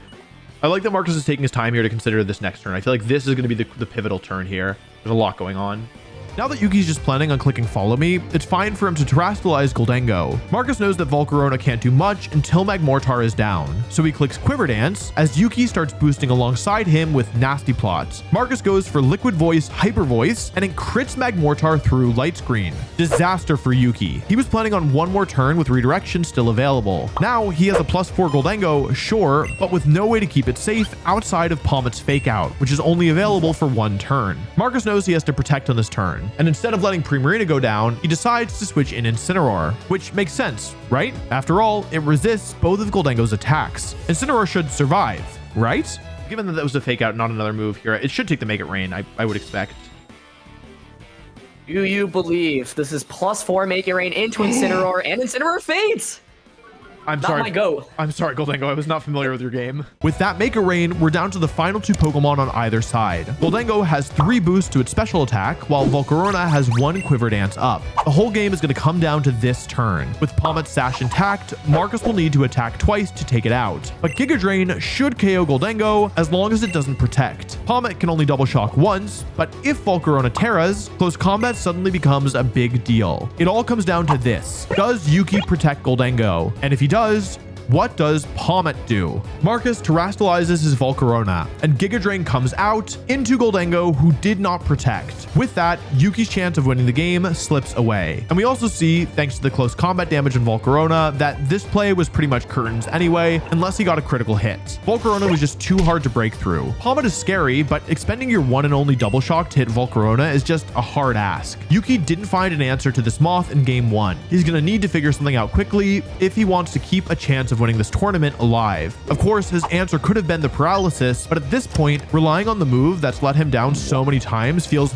pretty risky with his back against the wall, which is why he switches right over to Ursaluna and Grimmsnarl in game 2. But wait, Marcus has switched to the Swamp Duo, both of whom threaten big damage on Ursaluna. Ursaluna has to Terrastallize to survive, and Marcus knows this. He exploits that big Grimmsnarl weakness that we talked about earlier, the fact that Prankster moves go after Fake Out. Since Grimmsnarl's got no Protect, Fake Out and Moonblast is totally safe here unless Yuki switches. He doesn't. Grimmsnarl goes down, and Yuki's also committed his Terra Normal. But wait, Terra Normal Blood Moon is so strong. Primarina gets one shot. At first, this might look like Yuki got the short end of the stick because his Grimmsnarl didn't even get to play the game, but then we realize, I do think that maybe the advantage is to Marcus here because of, well, here's the thing, Aaron. If Magmortar's in the back, yeah, how do you deal with it? You can't beat Magmortar anymore. But Yuki brings out Palmet, meaning he's left behind either Goldengo or Magmortar. If that's the case, Marcus might be in position to take the tournament. Is Magmortar in the back? Palmet coming out here, I mean, do you think Magmortar's in the back based on Palmet coming out here? I want to say no.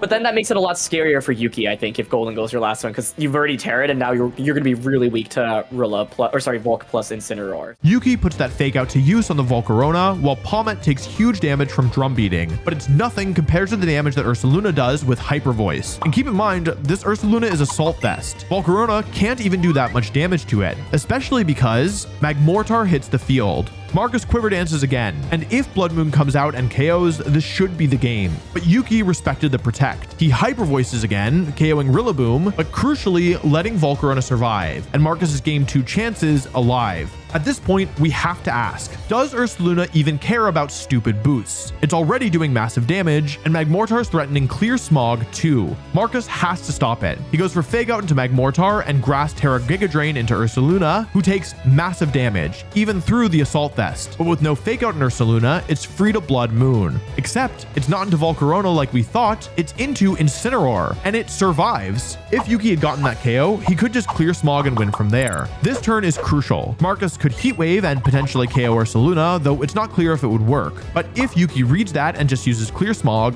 Palmet can clean up later. On the other hand, if Yuki does click Clear Smog, Terra Grass Giga Drain might give Volcarona the HP it needs to deal with Palmet. Marcus deliberates down to the last second and ends up clicking Giga Drain. This is his read. Yuki's clicking Clear Smog. If he's right, he likely wins the tournament. We'll know as soon as the turn starts. Ooh, Giga Drain here. And knockoff. Okay, is it a follow me? It is. Oh my god, it is. Oh, that was might... risky, right? Yeah. I mean, does Magmortar survive this turn now? Are we gonna get to an end game where Heat Wave can KO everything? Because, yeah, like Volcarona is healing so much. Oh, an instant fast knockoff comes out. Oh, Just Hyper Voice. Out. I mean, I assume Volcarona tanks this, but Marcus did so much damage with Giga Drain, he could just win with Heat Wave here. Well, he can if it KOs Ursaluna. But I was pretty sure I was pretty sure Heat Wave KO the Ursaluna last turn, but now I'm not so sure. Now I'm not, yeah. There is also another way for Marcus to win. Since Ursaluna can't Blood Moon twice in a row, a Protect here would win the game since Hyper Voice doesn't KO from this range. Assuming no Heat Wave misses, Marcus could just use that move twice and win. But if Yuki reads that and switches in Palmet, he'll win with Fake Out. Does Marcus Protect? Does Yuki Blood Moon this turn or delay it? And most crucially, does Heat Wave KO Ursaluna? You ever go for another Quiver Dance, but it's just going to be the Heat Wave here. So here we go. His bow. No, the Grassy Train made the difference. That Grassy Train mattered. I can't believe it. But is it Blood Moon or did he go for Hyper Voice? It's Blood Moon. Bruh. Oh my god, and it's enough. Ursaluna pops off and KOs Volcarona, winning Yuki game number 2.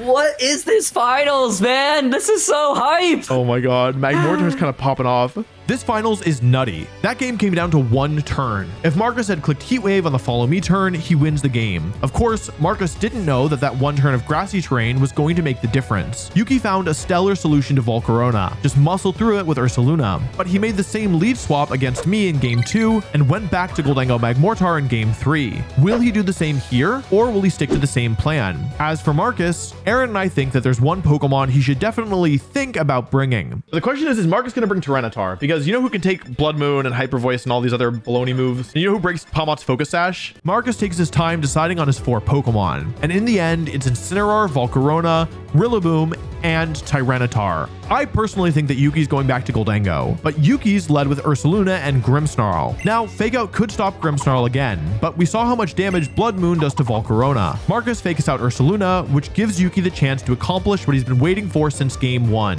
finally paralyzing Volcarona. Well, he would accomplish that if he could hit a Thunder Wave. Yuki misses again, and now has done absolutely nothing on the turn while Marcus sets up a Quiver Dance. Now, Yuki's forced to play defensive on turn 2. He has to use both Terra Normal and Light Scream to keep Ursaluna safe, but Marcus reads into it. Instead of Giga Drain, he goes for the Heat Wave Parting Shot, keeping his momentum high, and giving him a chance to finally bring in his newest adjustment, Tyranitar. Although, in typical Marcus fashion, he waits until the last second to decide. Tyranitar comes in and absolutely eats up the Terra Normal Blood Moon, taking only 29 damage from one of the strongest attacks in the game. Yuki is in a disastrous position here. He has to switch out his -1 Ursaluna to reset it and keep it safe. Palmet takes a low kick, while Yuki finally lands a Thunder Wave and is rewarded for all of his misses in the form of an instant paralysis. Yuki may have been missing Thunder Waves before, but when he needs it, the move has kept him in the game. Marcus knows that if Tyranitar goes down, the game becomes nearly unwinnable because of Magmortar. By the same token, Yuki knows that Palmet is his only real Tyranitar answer. If Yuki reads into keeping Tyranitar safe and double shocks Volcarona, it could win the game. Big decisions for Marcus. Has timed out a couple times in this event, so it's got to be careful here. But to your point,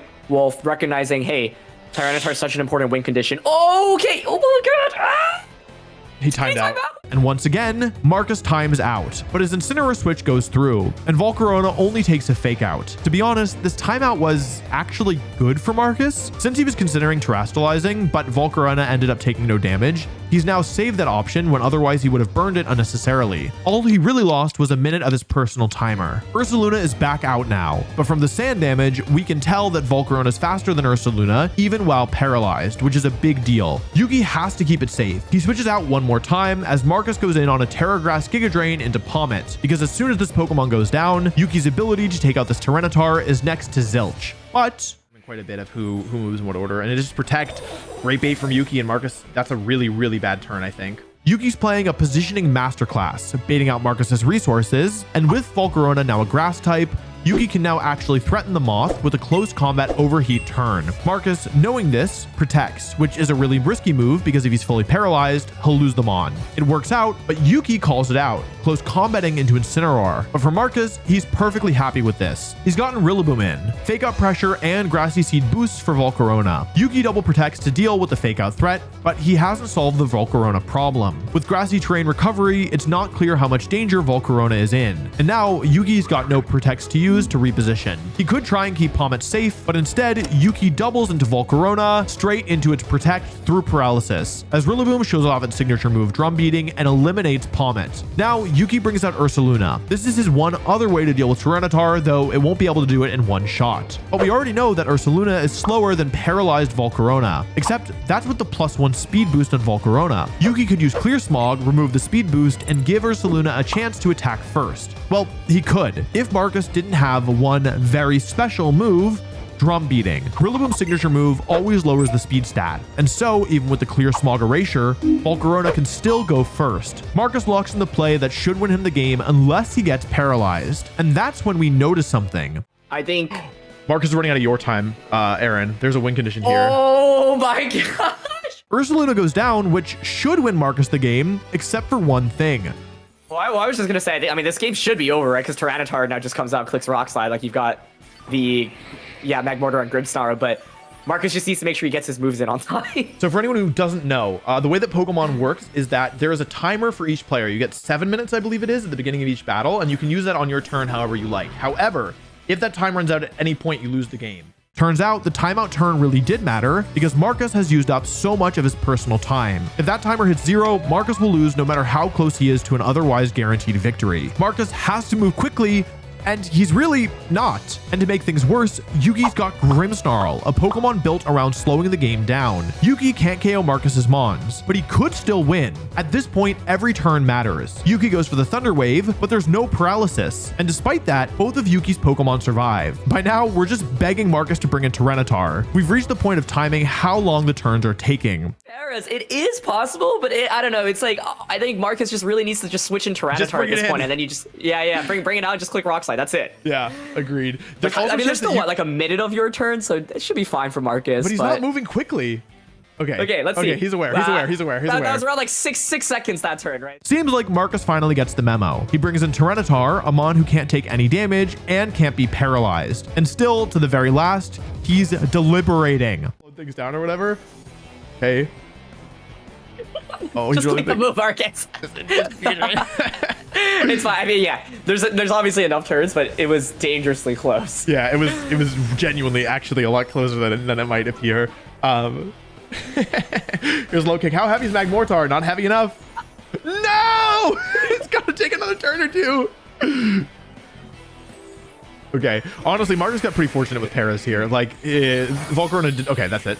Volcarona was not paralyzed, I feel like, a quarter of the turns that it moved. It only got paralyzed that first turn. And if it had been a couple more crucial Paras, I think this could have been a totally different game. Actually scary. But with that last bit of sand damage, Yuki's Valiant Magmortar goes down, and Marcus is our auction invitational champion. And Marcus is going to win your invitational, Wolf. That's right. Congratulations to Marcus. Congratulations also to Yuki.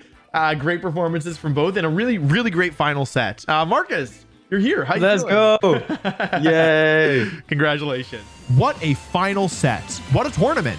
I love the way we saw so many different strategies take hold. And we even saw a couple players come in maybe without strategies have a great time as well. In fact, it seems like everybody had a lot of fun playing in this tournament. Even Yuki, who's quite chipper despite the loss. Yeah, it was a really exciting match. I think it was like my favorite match maybe of the year. Like it was just so back and forth. So thanks, Marcus. But really, in my opinion, Marcus is the hero of this tournament. Think back to the draft, when Marcus was drafting Pokemon accidentally, trying to bait us and getting saddled with things he didn't want. I doubted him. In fact, Marcus even doubted himself. Yeah, I think a lot of people, including myself, didn't trust my draft. So I was glad that I could prove that maybe, I don't know, Volcarona is strong, because I think that was my main carry. But with this win, Marcus has proved why he's one of the best players in the entire world, something I've personally known for over a decade. He took the accidental picks and, using a Pokemon brain most of us can only dream of, transformed them into his strengths. In fact, he owes his victory to one of those picks in particular.